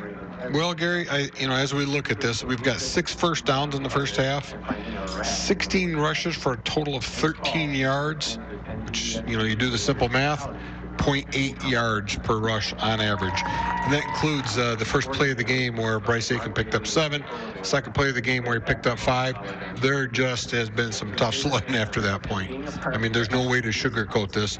Fowler is dominating the line of scrimmage, and McBain has just not been able to run the ball. Now, on the positive side, we are 3 out of 4 for the passing, but those passes have come for a total of 4 yards. So if you do that math, 13 yards rushing, 4 yards of passing gives you a total offensive output for 20 plays, 17 yards, Gary. Yeah, just a reminder, you're listening to 107.9 CDY, McBain, Cadillac, Lake City. Yeah, it's been really tough. The offense has really had a hard time getting traction on this muddy field here in Fowler. Fowler has a stout defense, and they've really shown it. Coach Maloney back in the locker room. What kind of adjustments do you think he may be looking at? I don't know. That's why he gets paid the big bucks, Gary. I'm not sure what you do. I mean, sometimes you just run up against a better team. And quite honestly, in this first half, Fowler showed out to be the better team. They're everything that we thought they were going to be. As we did our research, we looked at their history. We looked at where they're at, sitting here at 7-1, who they've beaten. The one single game they lost to PW.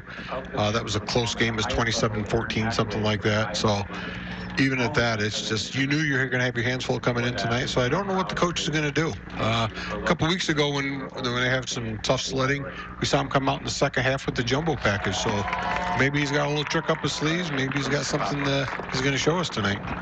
Yeah, kind of looking at this as number 3 Fowler seems to have every aspect of McBain's games figured out right now. So knowing Coach Maloney, maybe he has another aspect that he's hoping to drop as a surprise. And now I'm thinking about it, just run the scenario with me. You have Acom, you have Miller, you have Cowboy, and you have good old the freshman Landon Kirk. Yeah. Is the wing T out a possibility? I haven't seen him run it yet this year. Nobody has. That's the trick. That's true. I don't know if they've been practicing it, if they've had it in their bag. Yeah, it'll be interesting. I mean, that's a thought. It's something McBain has have a rich history in. They know how to run it. question is, have they practiced enough in the last 2 years to be able to effectively pull it off? Because I remember a couple years ago they were playing against Everett, and Everett had got a big lead on McBain, and then McBain brought out the wing T and were able to run downhill against the Everett Wildcats and come back and win that game. That was in 2020. I remember that game distinctly since my son was playing in it. But if they have the wing T in the repertoire, and Maloney knows it well, you look at these players, they've been running the spread for only this season. Yeah. Before that, they were a wing T offense. Just throwing it out there. It's a good thought, Gary. And, it's something, if he has it in the bag, pull it out at halftime. You can grind up the clock, keep the ball out of Fowler's hand. But more importantly, there's not many adjustments you can make in the second half if you come out and somebody's running a totally different offense from what they've been running all year. So you are correct. It would be a surprise. Well, let's see if we got some type of help with that surprise here as the McBain Ramblers are stretching. We are in the McBain Hardware halftime show. McBain Hardware for all your hardware needs. Stop by, see Ron, Tyler, Trevor, and just tell them that you heard about them. If you haven't heard about them yet, I don't know what's going on.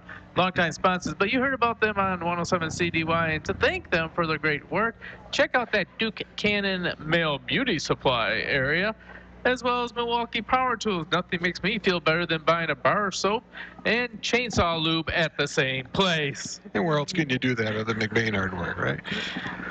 All right, so the magic 3 minutes, but back on the clock, the teams are left stretching. McBain Ramblers defense has been playing quite strong on their own aspect. Fowler's had the ball 5 times, and they have been stopped 2 out of those 5 times, but Fowler has yet to have to go, except for the opening drive where they ran it for about 80 yards. They have had everything in McBain's side of the field. It's all been played on the 50-yard line or closer for McBain, and the defense has always had to fight with only a short field behind them. Absolutely. The offense is starting on the short side of the field. The defense is on the short side of the field. So really this entire game has been played on just one half of this field. So we'd like to see that get flipped. Maybe you come out here in the second half on kickoff and you onside kick or something. Just try to build a little momentum, see if you can catch the guys by surprise. Yeah, except short field again if it doesn't work, I know. Yeah, that's exactly it. But at this point, what do you got to lose? Yeah, but you got Legatron. Maybe Legatron can set up a flip of the field. I mean, if you can kick it deep, and then you can stop the offense, which we are doing every other time, which means last time they scored, this time it's time for us to stop them.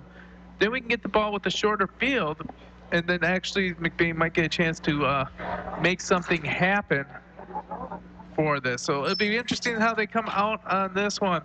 Well, you've been listening to the McBain Hardware halftime show. We're going to throw it back to the studio one more time and come back for second half action. You're listening to Home of McBain Sports on the all-new 107.9 CDY. In the small town of McBain lies a locally owned family pharmacy that takes pride in helping improve the health of every patient that comes through the door. At McBain Family Pharmacy, you're more than just a prescription. Here, you're family, and their experienced team of professionals are always available to answer any questions you may have regarding prescription and over-the-counter medications. McBain Family Pharmacy is your full-service family pharmacy for both traditional and compound medications. Call them today at 231-825-8175. That's 231-825-8175. Or stop by their store, located at 119 North Roland Street in McBain, or in Lake City at 45 Maury Road.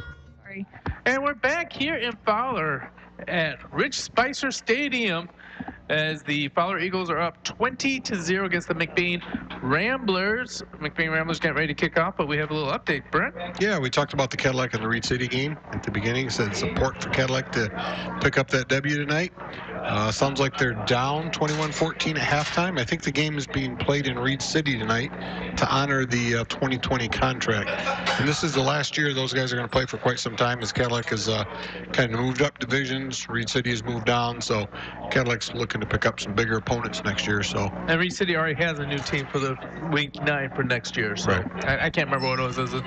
Mark Bew let me know that a little bit earlier today. All right, Legatron. Thomas Maloney gets ready to kick. Back deep for the Eagles is number 11, Zach Hoffman. He kicks it all the way to the 5-yard line. Not Hoffman, that's number 5, Carter Lance.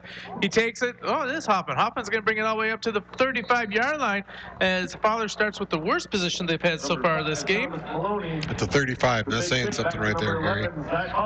Yeah, Zach Hoffman, again, we talked about ball security, the ball being wet. Had the ball high and tight. Tip of the ball up underneath his finger, up into the armpit.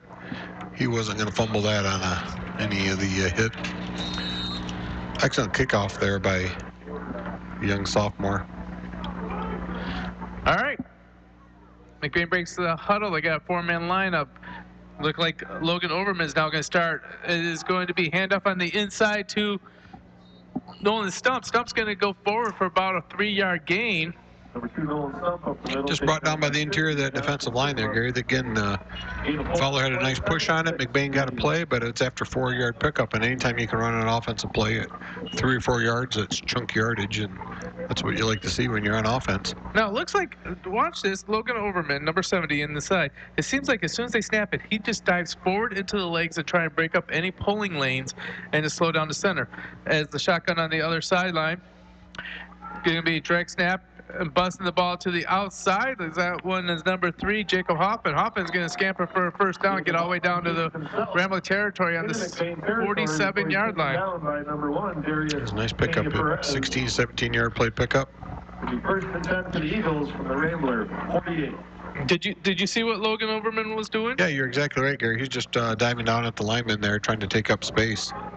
I mean, their power is really on the offensive side, is on the right side of that line.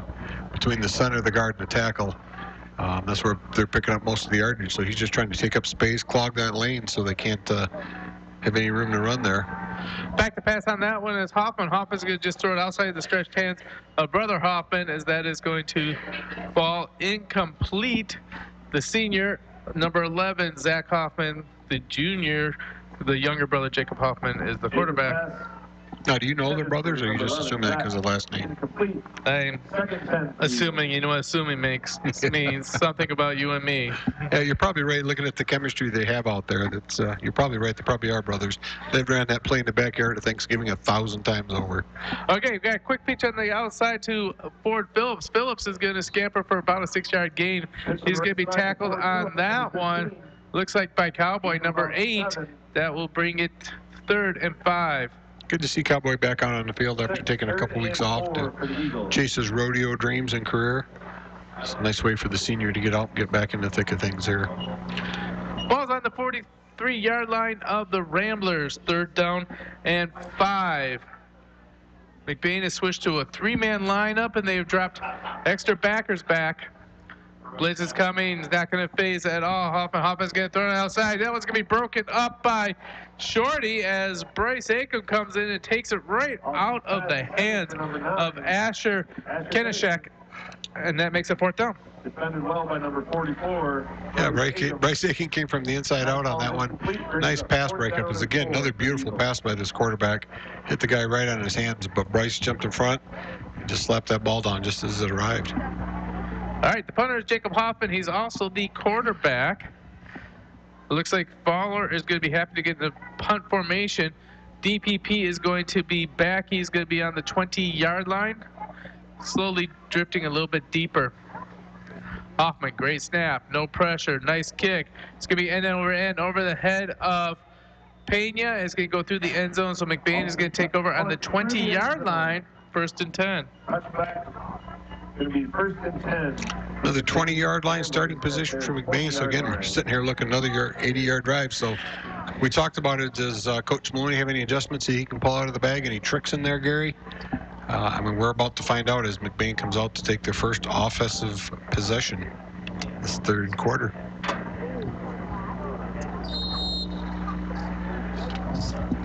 All right. So McBain breaks the huddle. They are going to stick with that spread formation. They do have Acom set up on the left-hand side. Wing back is going to be Miller. Murphy's going to switch sides and set up a jumbo side on this side. It's going to be given to Acom. Acom's going to be found the pulling blocker and the tight end, and he's going to get about 2 yards. Yeah, Bo and Woody would love the 2 yards in a cloud of dust. Tonight it's 2 yards in a pile of mud out there, Gary. But Second and 8 for the Ramblers. McBain was only averaging 0.8 yards on the run first half. Here we picked up 2. So, hey, we've already doubled our output from the first half. But it is only 20. And the defense did make the stop. So the defense is still keeping its team in the game. Offense does need to get something going. It'll be interesting to see, in this drive would be a great place for it to happen.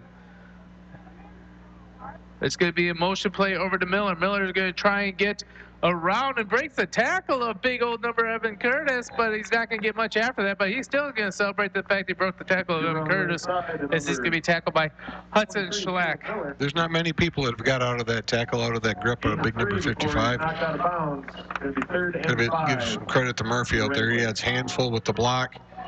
Just giving everything he's got to hold big Curtis in there and allowed Caleb to spring to the outside. Just allowed him that extra half a second he needed around that corner, pick up a few yards. And the thing is, when he gets outside the hash marks, it's going to be a little bit more secure ground because it hasn't been chewed up nearly as much. Yeah, they just haven't been playing outside the numbers. Here comes the jumble lineup to the short side, near side of the field. McBain looking for the steady ground.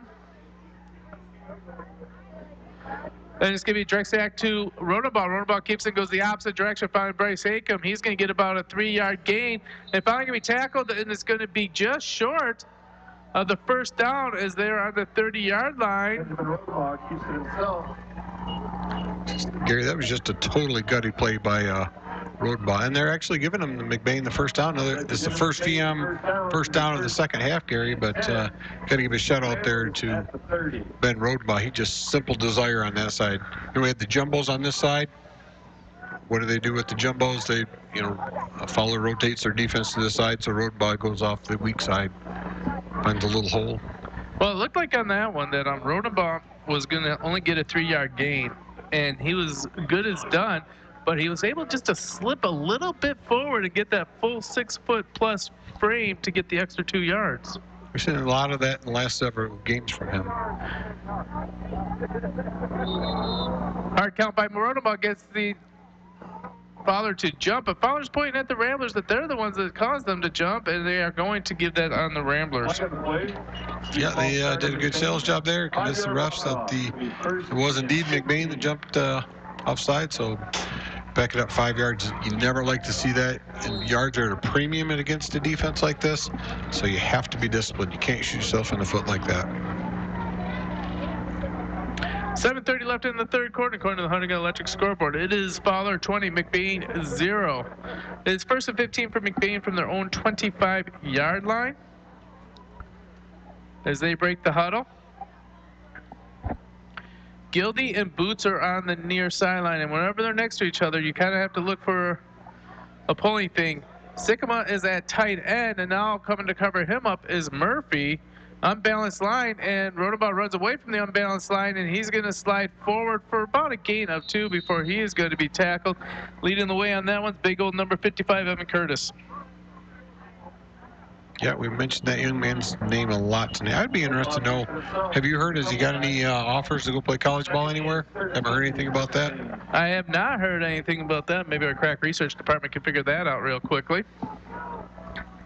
If they haven't, if there's been no college teams that made him an offer to get him on the football field somewhere, they're missing out, because that young man needs to be playing some ball next year. Maloney doesn't like what he sees, so he is going to call a timeout. This snack break is brought to you by Lowtown Jerky.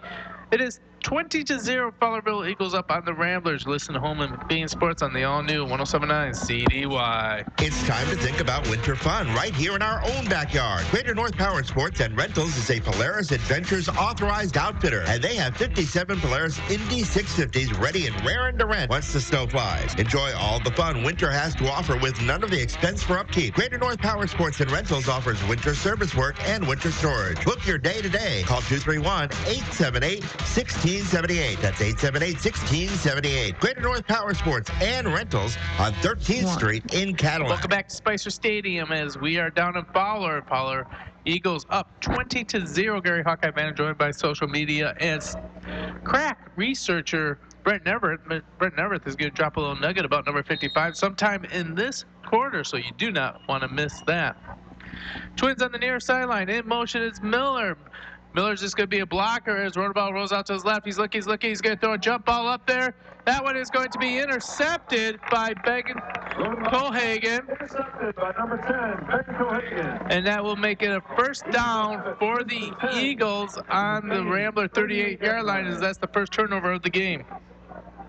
Yeah, McBain has really done a nice job holding on to the ball, Gary. As you mentioned, first turnover. Ben was kind of running for his life there, trying to do something to pick up a first down here. Threw the ball up for grabs. 3 defenders around Murphy, and Fowler came down with that ball. So puts him first down on the 38-yard line. And it's going to be a pitch sweep on the outside to Nolan Stump. Stump is going to get a big gain before he's going to be met rudely by, looks like, Caleb Miller. It's the number 2, Stump. Another 10, it looks like 9, 10-yard pickup. I guess 9 yards just short of the first down. So they're just churning out those chunk yards again, Gary. McBain's back into, looks like a 5-3 defense.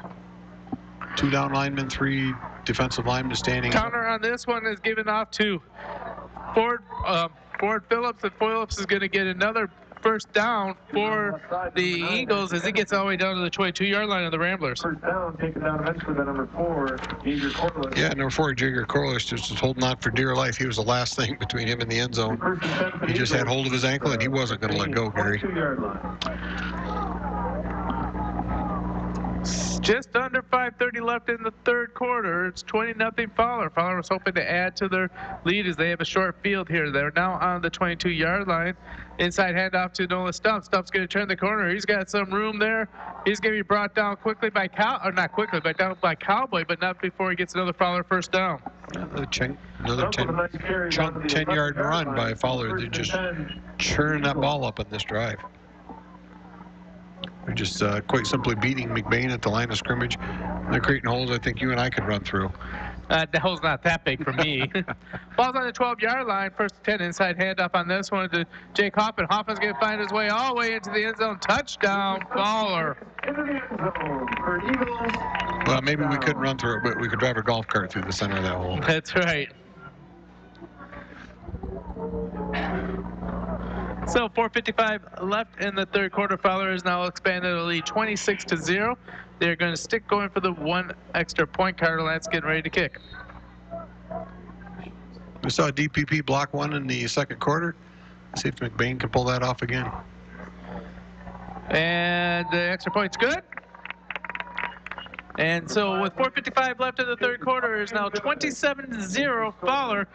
You're listening to Home and McBain Sports on the all-new 107.9 CDY. From sales to service to parts, your complete automotive experience begins and ends at McBain Auto and Truck Center. Specializing in sales of rust-free Southern trucks that have never seen road salt. Watch the Facebook page for updates on new arrivals. They offer professional repair on all makes and models, all the parts you'll need if you're a do-it-yourselfer, and a great selection of used trucks. One stop is all you'll need. McBain Auto and Truck Center on Maury Road, just north of McBain.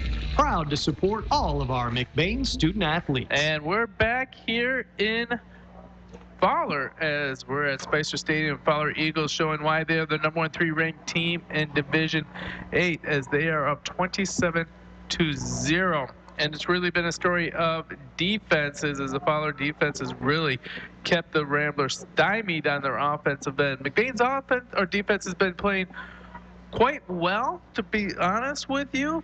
Some of the issues they're having is the fact that they're always playing with a short field. Boot the ball right, that one, Carter Lance. Lance is going to have a high one about the 22-yard line. That one is going to be caught by from Cowboy, as Blaine Houston will bring it all the way up to the 32-yard line. First and 10 for the Ramblers at their own 32. Hey, 32 is one of the better yard starting positions McBain has had this game. So, you know, McBain's offense trying to score 28 points in a quarter and a half is kind of a tall order. At this point, you want to get some moral victories. You want to establish something on the offensive line. You know, you put these teams on your schedule just so you can get some tough opponents heading into playoffs, and you got exactly what you expected tonight. But well, they say iron sharpens iron. That's right. As they set up the jumbo packets against Big Curtis on the near side. And they're going to just give this one to Kurt. Kurt's going to try to find the corner. He does get around Curtis, but he's going to be wrapped up and brought down by Zach Hoffman after a 2-yard gain. That'll be 2nd and 8 for the Ramblers from the 34-yard line. Yep, young freshman just wasn't able to get outside, utilize any of his speed. Number 11, Zach Hoffman. As Zach Hoffman again on the tackle. He has just been all over the field tonight. Another one of those seniors. Oh, excuse me, Zach. Yeah, Zach's another one of the seniors that we talked about. So, nice solid core of players that Fowler has. Senior leadership. Slight miss coming across the field right now. Hoods are starting to come up. Umbrellas are starting to open. McBain Ramblers have it 2nd down and 8 on the 33-yard line. They got a split pro. This one's going to be given to Miller in the backfield. Miller's going to get the line of scrimmage, but not much more there, as he's going to get about a gain of 1, make it 3rd and 7.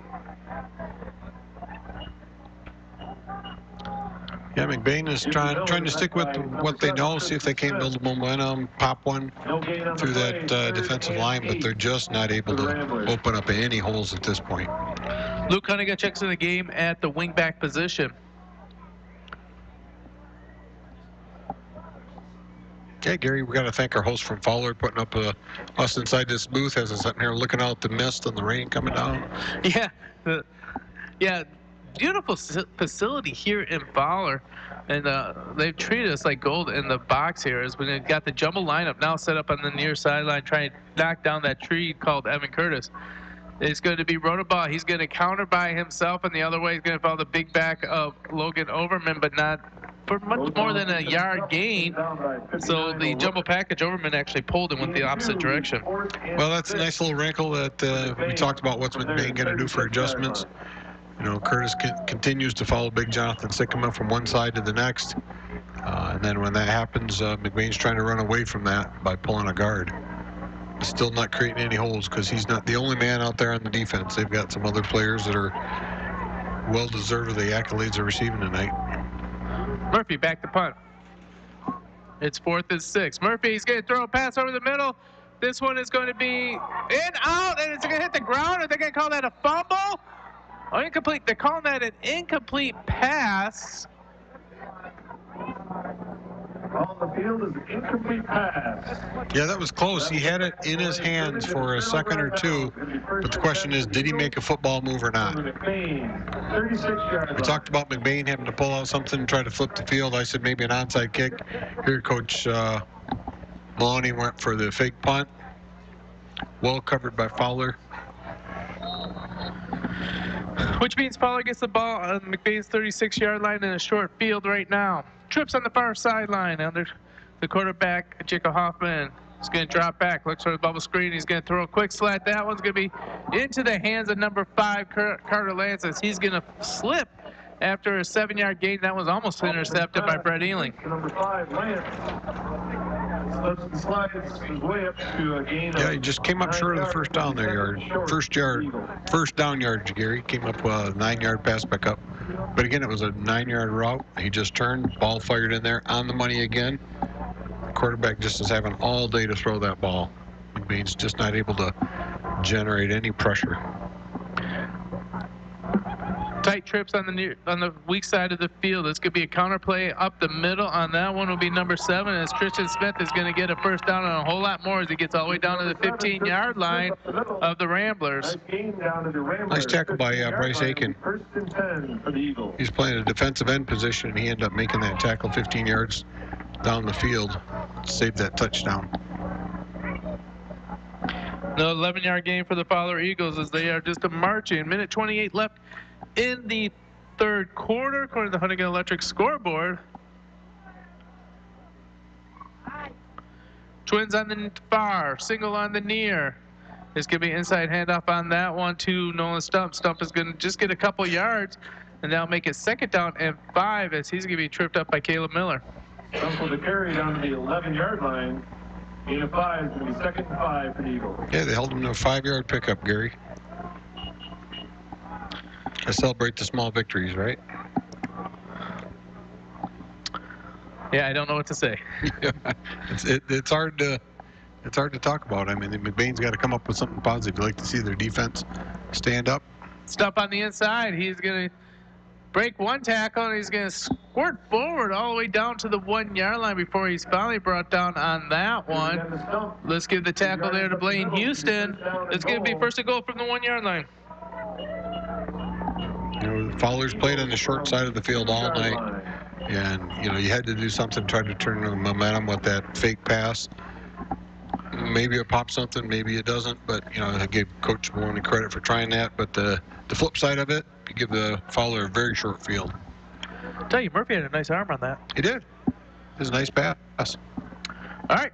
Shotgun formation. It looks like we have the double running back type of concept, as that one's going to go direct snap to Hudson Schlack. Schlack is going to get in for the touchdown. Direct snap to number 4, Hudson Schlack. Seniors into the end zone for Eagles. So I think that's the first time I've seen him at the quarterback position taking the snap as a senior. Trying to get him a little love there. So, senior scores on senior night. Score is 33-0, 36 seconds left going to the Huntington Electric scoreboard as they are going for the extra point for Fowler.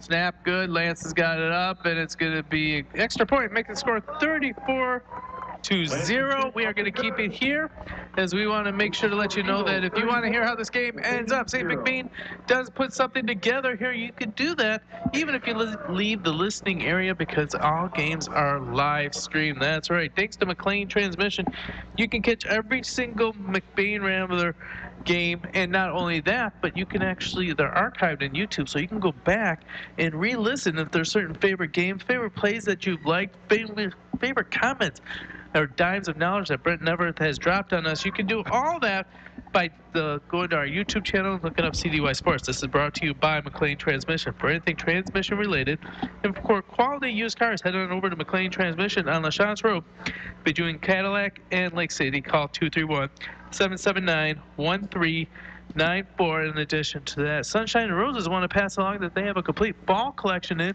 of jewelry and clothing. Get ready to layer up. Go to Sunshine and Roses Boutique in McBain. And in just a couple weeks, they're going to bring out the Christmas stuff. And always remind people, shop small, shop local. As Lance puts the ball, the boot to ball, that's going to land on the 10-yard line. Picked up on the 5-yard line by Landon Kurt. Kurt is going to make a couple good moves, and he's going to make it all the way up to about the 19-yard line. And McBain will take over there, first down and 10. Hey, Gary, we talked about Big Lifter 55, Evan Curtis, all night, and I had a chance to talk to the athletic director here just a minute ago, and he informed us he's going to Grand Valley. So here we go. We got a good high school player, actually a great high school player, going to a great D2 program, just a national power over Grand Valley. Did you see what they did to Ferris State? Yeah, they did. They came in and they kind of bullied them a little bit, didn't they? They did. They started out the game 28-0. Ferris State came back and made it a game at 28-21. I don't know if the score tied up at 28 or if it went to 35-21. Ferris State scored again, and then Grand Valley finished it out. So it's a 45-28 game, but good showing by Grand Valley there. That's right. That was a big one because now they're going to have to face each other in the playoffs. Usually now Grand Valley will be hosting them in the playoffs. So at the end of 3 quarters, Fowler 34, McBain 0. They'll get the ball starting on their own 19-yard line. They're going to be going from right to left on your radio dial, coming out there with the heavily muddied white uniform tops, green bottoms. Some of the kids still celebrating the breast cancer awareness, wearing the pink socks. Carson Murphy, of course, wearing the sleeve. Just want to let you know there was a Pink Out fundraiser last week. Do you realize they raised over $13,000 for that? For this year in the fundraiser? Yes, they did. Jumble line up on the far sideline. It's going to be a handoff to Landon Curry. He follows the jumble line. He finds a seam, and he almost squirts loose for a big one before he's brought down, but he does have a gain of about 6, and that'll make it second down and 4. Nice hold by the offensive line there. Nice run by Landon Kurt. The freshman almost broke that one. We talked about the fact that he's got some speed, and if he would have got out in that open field, he would have been gone, Gary. The last man to beat got the tackle. Nice. What are you going to give him, 5, 6 yards on that? I will give him a 5-yard gain on that one. Nice 5-yard pickup. All right, McBain breaks the huddle. Jumble lineup on the near sideline. That's where Curtis is. Now they shift 3 players over, and they set it up away from Curtis. This is going to be given to Kurt. Kurt's going to follow the jumble lineup, but he's not going to get very far as he cuts in a little bit too soon. He's going to be tackled immediately on that one by number 11, Zach Hoffman, and that's going to be for a loss of a yard. Yeah, as they trying to shift away from the big Curtis, they've got number 55, Aiden O'Rourke, over there that's plugging up the other half the line. So, I mean, it's you kind of pick your lesser of 2 evils on that with those 2 gentlemen. Just doing a fabulous job inside there tonight. So it brings up a big 3rd down and 6. McBain taking their time, setting up the play. Passing offense is in the play now as passing package is in as DPP. He's out by himself on the 20-yard line on the wide side of the field. Jumbo package on the short side of the field. Run a ball. He's going to give a counter on this one. And there looks like there's nowhere to go for Miller as he's going to be tackled for probably a loss of another yard. And that should make it 4th down and 7. Short loss for the Ramblers on that carry. 4th down and 7. Looks like they are setting up in a punt formation. Carson Murphy back to punt. Young man's getting a workout on that leg tonight. That he is. Last time he threw a bullet for 30 yards. We'll see what he gets this time. And he does it again. He's going to throw it deep. This one is going to be caught by number 15, Ford Phillips, at the 40-yard line, and he's going to go all the way up to the 32. And that will be 1st and 10 for the Eagles. Yeah, that's one of those plays that, you think about, you want to get the interception, you want to try to run it back, but you're almost better. Just knock that ball down, and then you get to move back up to the original line of scrimmage. But hey, at the high school level, they're excited. They get an interception, they want to get a pick 6, so you got to go for it. But I'm sure that'll be a good talking point for the coach. All right, Fowler. Backup quarterbacks in the game. That's number 9 is Asher Kenishek is at the quarterback position. Tries to throw a little bubble pass on the outside one. That falls incomplete. They're very close to a lateral. I think McBain was running to scoop up the ball, but the referee came in and very quickly signaling that was a forward pass and blowing the play dead. Ben Tripp in the game for the McBain Ramblers at the defensive tackle. Boots is coming to the defensive end. Still at quarterback will be number 9, Asher Kenishek. Kenishek, he's going to do a quick pitch on the outside to number 20, John Ruiz. John Ruiz is going to get a big gain as he gets a 1st down. He gets all the way down the 20-yard line of the McBain Ramblers. Another tackle by Cowboy out there. Again, we talked about it's good to see him back from the rodeo, coming back here to support the McBain football program. Nice tough arm tackle out there. Clocks are rolling down. Just about 9 minutes left in the ball game. Fowler at 34, McBain at 0. Backup quarterback in the game right now is Asher Kenishek. Kenishek in the shotgun formation. Reese is right behind him. It's going to be a fake pitch. Kenishek's going to keep it himself. He's going to run forward up the back of one of his offensive linemen's thing. Meets big Johnny Sycamore, and Johnny Sycamore puts him down hard after a 3-yard gain. Nice play by Johnny. Took advantage of the fact that big number 55 decided to, I think Fowler's kind of calling dogs off a little bit here. They're starting to sub some of their guys who haven't got in. And you know how I know they haven't been in yet? Their pants are all clean. Right? Nice white pants out there on the field. We haven't seen that all night. At least it's the first quarter. Kenishek going to hand it up on the inside to Reese. Reese is going to find a little bit of a hole as he's going to get all the way down to the 10-yard line and close to another 1st down. Tackle on that one by Ben Rodenbaugh. Give again to number 20. Another 1st down for Fowler. 8:18 left to go in the 4th quarter, and they've got the ball down on the 18-yard line.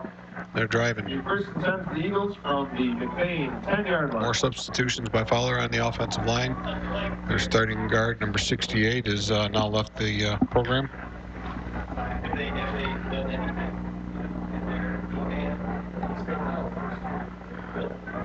All right. Twins on the near side, sitting on the far sideline. Kenishek is got the shotgun formation. Hands off to Reese up the middle. Reese is going to cut and get to the 5-yard line before he's going to be met, and he's going to be brought down at the 5-yard line. That time he's going to be tackled by number 24. That should be Jerry Behrens. Excuse me, Austin Barron with the tackle. Yeah, getting assist in there by number 11. Name's escaping me now. Brett Ealing. I'm sorry, Brett. Should have known your number and your name. Give you some proper props on that one. You know, Austin Barron's parents own the Twisted Cow. Twisted Cow, they always have a camera dedicated to Rambler Review, and they open late on game night. Yeah. And we're back here to action here as Kenishek is in the shotgun formation. Inside handoff this time is going to be going to Tristan Smith. Smith is going to get all the way up to the end zone for a touchdown, but there is a flag. The official with a great arm throws his flag around 26 yards and calls the holding penalty. And the penalty is going to be less than the amount of distance he threw that flag. He definitely saw something there in the hole, Gary. He didn't want to miss that one. He made sure everybody saw that one. That flag come flying in from 25 yards away. That moves the ball all the way back to the 15-yard line. You know, a lot of times there's a hold almost on every play at the high school level, but on that time, it definitely affected the outcome of the play because John Sycamore was getting tackled on the outside of the line as he was trying to make the tackle. It was less of a hold and more of a takedown. As we've got a pitch sweep on this one. On the outside is Tristan Smith. Smith is going to head to the corner. He's going to get there for the touchdown. Fowler makes the score 40-0. Fowler Eagles. We talked about the field being a little bit cleaner outside the numbers, and they were able to take advantage of that because from the 20-yard line in, outside the numbers, it's a nice, crisp green field tonight. It's all not tore up with the divots in the mud, and that young man utilizes some of the speed to get around the corner. Got a new kicker here is number 56, Seth Armbruster is going to attempt the extra point. Snap there, holds there. Ball goes almost straight up in the air, and he just missed it a little bit outside of the post. And that will now bring us to a running clock. We'll explain that after this Little Town Turkey snap break. Huntington Electric scoreboard. Fowler's 40, McBain 0. You listen to Home at McBain Sports on the all-new 107.9 CDY. In the small town of McBain lies a locally owned family pharmacy that takes pride in helping improve the health of every patient that comes through the door. At McBain Family Pharmacy, you're more than just a prescription. Here, you're family, and their experienced team of professionals are always available to answer any questions you may have regarding prescription and over-the-counter medications. McBain Family Pharmacy is your full-service family pharmacy for both traditional and compound medications. Call them today at 231-825-8175. That's 231-825-8175. Or stop by their store, located at 119 North Roland Street in McBain. Or in Lake City at 45 Maury Road. We're back here at Spicer Stadium as Fowler has shown why they are number 3 in Division 8. Beale City, they're number 5, so Fowler has been ranked much higher. They only lost 1 game so far this season to perennial powerhouse Pewamo Westphalia. They're now up 40-0 as boot the ball from Lance. That's going to get in the hand of Kurt. Kurt's got a little bit of a running room. He's going to get it from the 5-yard line. He's going to rush it up to the 20. He's going to get a big pile. Continue to push the pile forward. It's at the 30-yard line, and he's going to get it stripped. It's going to be in the hands of Fowler.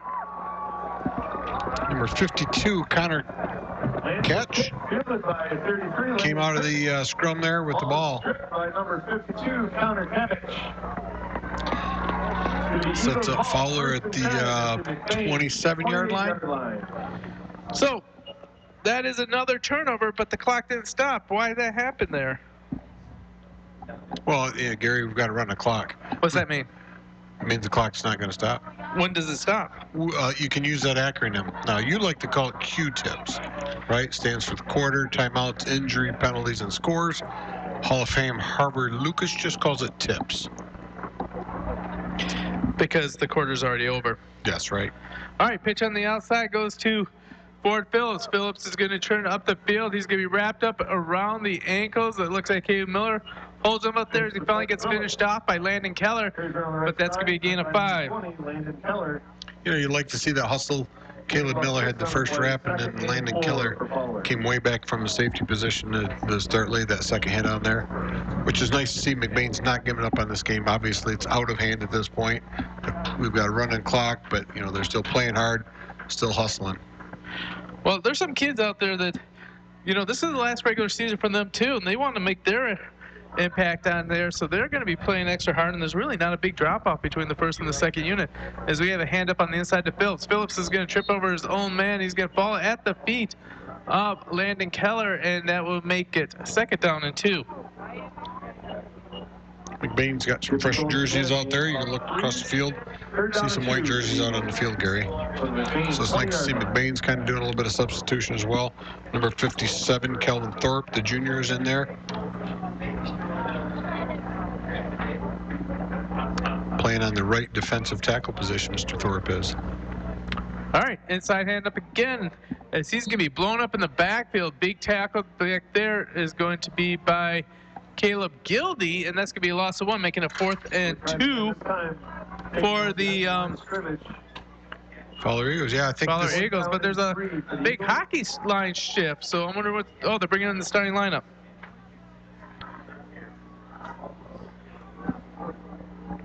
They're going to try a field goal. Actually, they brought their field goal unit in. They're kicked the ball from the 27-yard line. So it's a 37-yard field goal attempt. Got to work on some things for the playoffs, so if they're going to need to know if this is in the bag or not. Snap's good. Hold's good. Kick is no good. So that should keep the clock moving since there's no points on that. McBain will take over on downs. He had plenty of leg. He was just a little off to the right. But, again, Fowler taking that opportunity to try to work on some things for the playoffs. At this point, they're just doing some fine-tuning.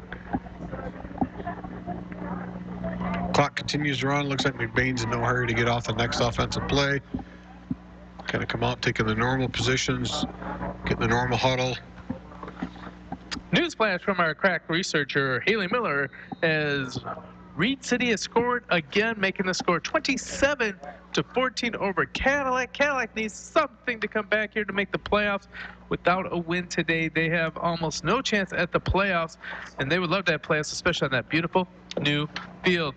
As Eli Wilt checks in at the quarterback for the McBain Ramblers. Just about 3 minutes left in the game, going to the Huntington Electric scoreboard. It's going to be a handoff to Kurt. Kurt is going to look for the edge. He's going to turn the edge, and he's going to get a gain of 4 yards. Tackle on that one by number 8, Aaron Simon. Down by number 8, Aaron Simon. Yeah, you like to see McBain not giving up. You know, and that was a run against the first D for Fowler, so.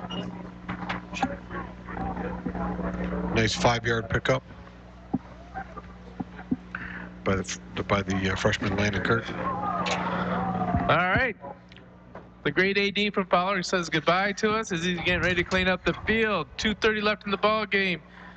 It's going to be inside handoff to Landon Keller. Keller's just throwing people left and right on the straight arm, but finally is going to be tackled. But there's 2 guys he just starved and threw to the ground without malice.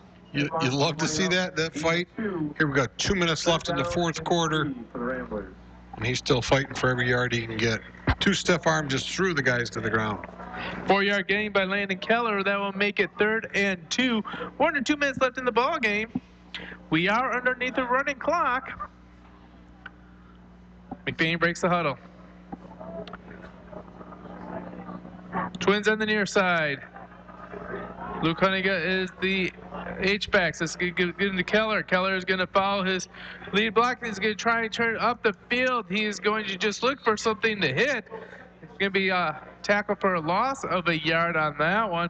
But even when he gets tackled for a loss, he runs hard. Tony Keller again. This time taken down by 52, Connor Kadich. Connor Kadich had the tackle on that one.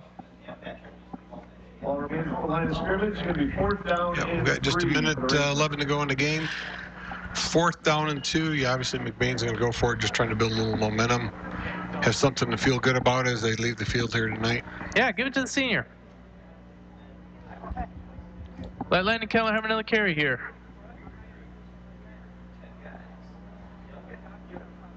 As Blaine Houston's now at the running back position. 4th and 2. I would expect to see it in Houston's hands.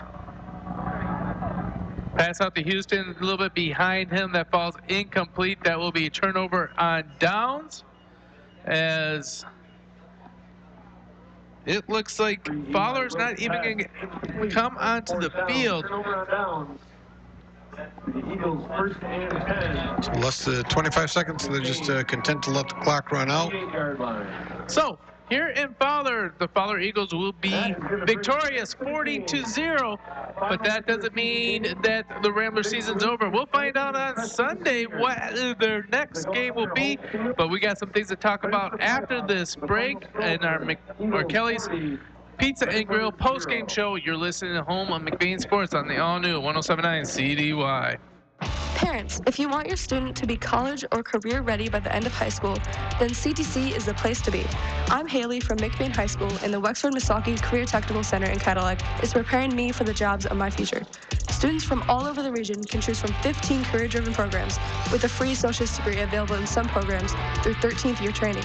It's the best place for me to learn hands-on skills.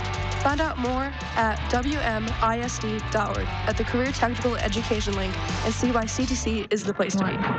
And we're back here at Spicer Stadium as the Fowler Eagles are victorious 40-0 over the McBain Ramblers. It is a hard-fought game. And finally, Fowler was just a little bit too much for the Ramblers. Too many opportunities with a short field, and they just capitalized on that. We have the Kelly's Pizza and Grill post-game show, and we are going to be breaking that out with the some of your last thoughts here about what's going to go on and what we should expect on Sunday, or what we need to do on Sunday. Yeah, I think it's 6 o'clock on Sunday. Bally Sports Detroit, the old Fox Sports Detroit, is going to have the MHSAA playoff announcements. They kind of make a big deal out of it. They announce all 8 divisions as well as the 8-man lineups, who's in what districts, who's playing who's got the home field advantage, all that. So it's kind of a fun viewing event for these students. And I don't know if Coach Maloney's pulling his troops together. But traditionally, schools like to get together, have a little watch party. Yeah, traditionally, Maloney will have a watch party at his house. They have pizza and different snacks for the players, sets up the tables out in the garage.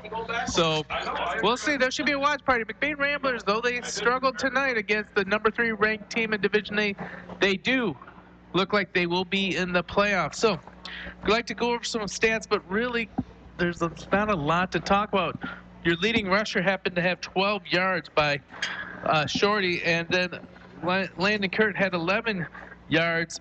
There's not much to talk about for the statistics, so we're kind of going to gloss over that if you don't mind on this one. No, I think that's appropriate, Gary. Hey, I remind you, you're listening to the Kelly's Pizza and Grill post-game show. I know Cody's always listening there, so feel free to stop by. Order that one last pizza of the night. Otherwise, you know what we got going on.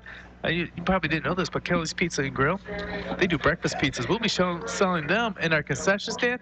We do the Meat Lover Omelet Pizza, where they'll put the ham, the sausage, the bacon, all on a pizza for you.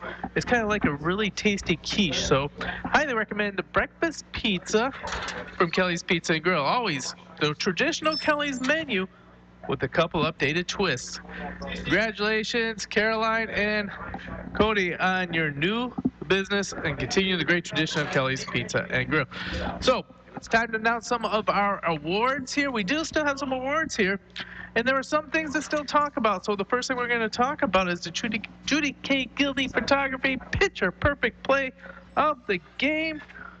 What do you got? Well, Gary, there's a couple candidates that as I was taking notes throughout the game that I had written down here. The first one was the block extra point by DPP. Just used his great length and vertical. Got up and blocked that ball in the second quarter.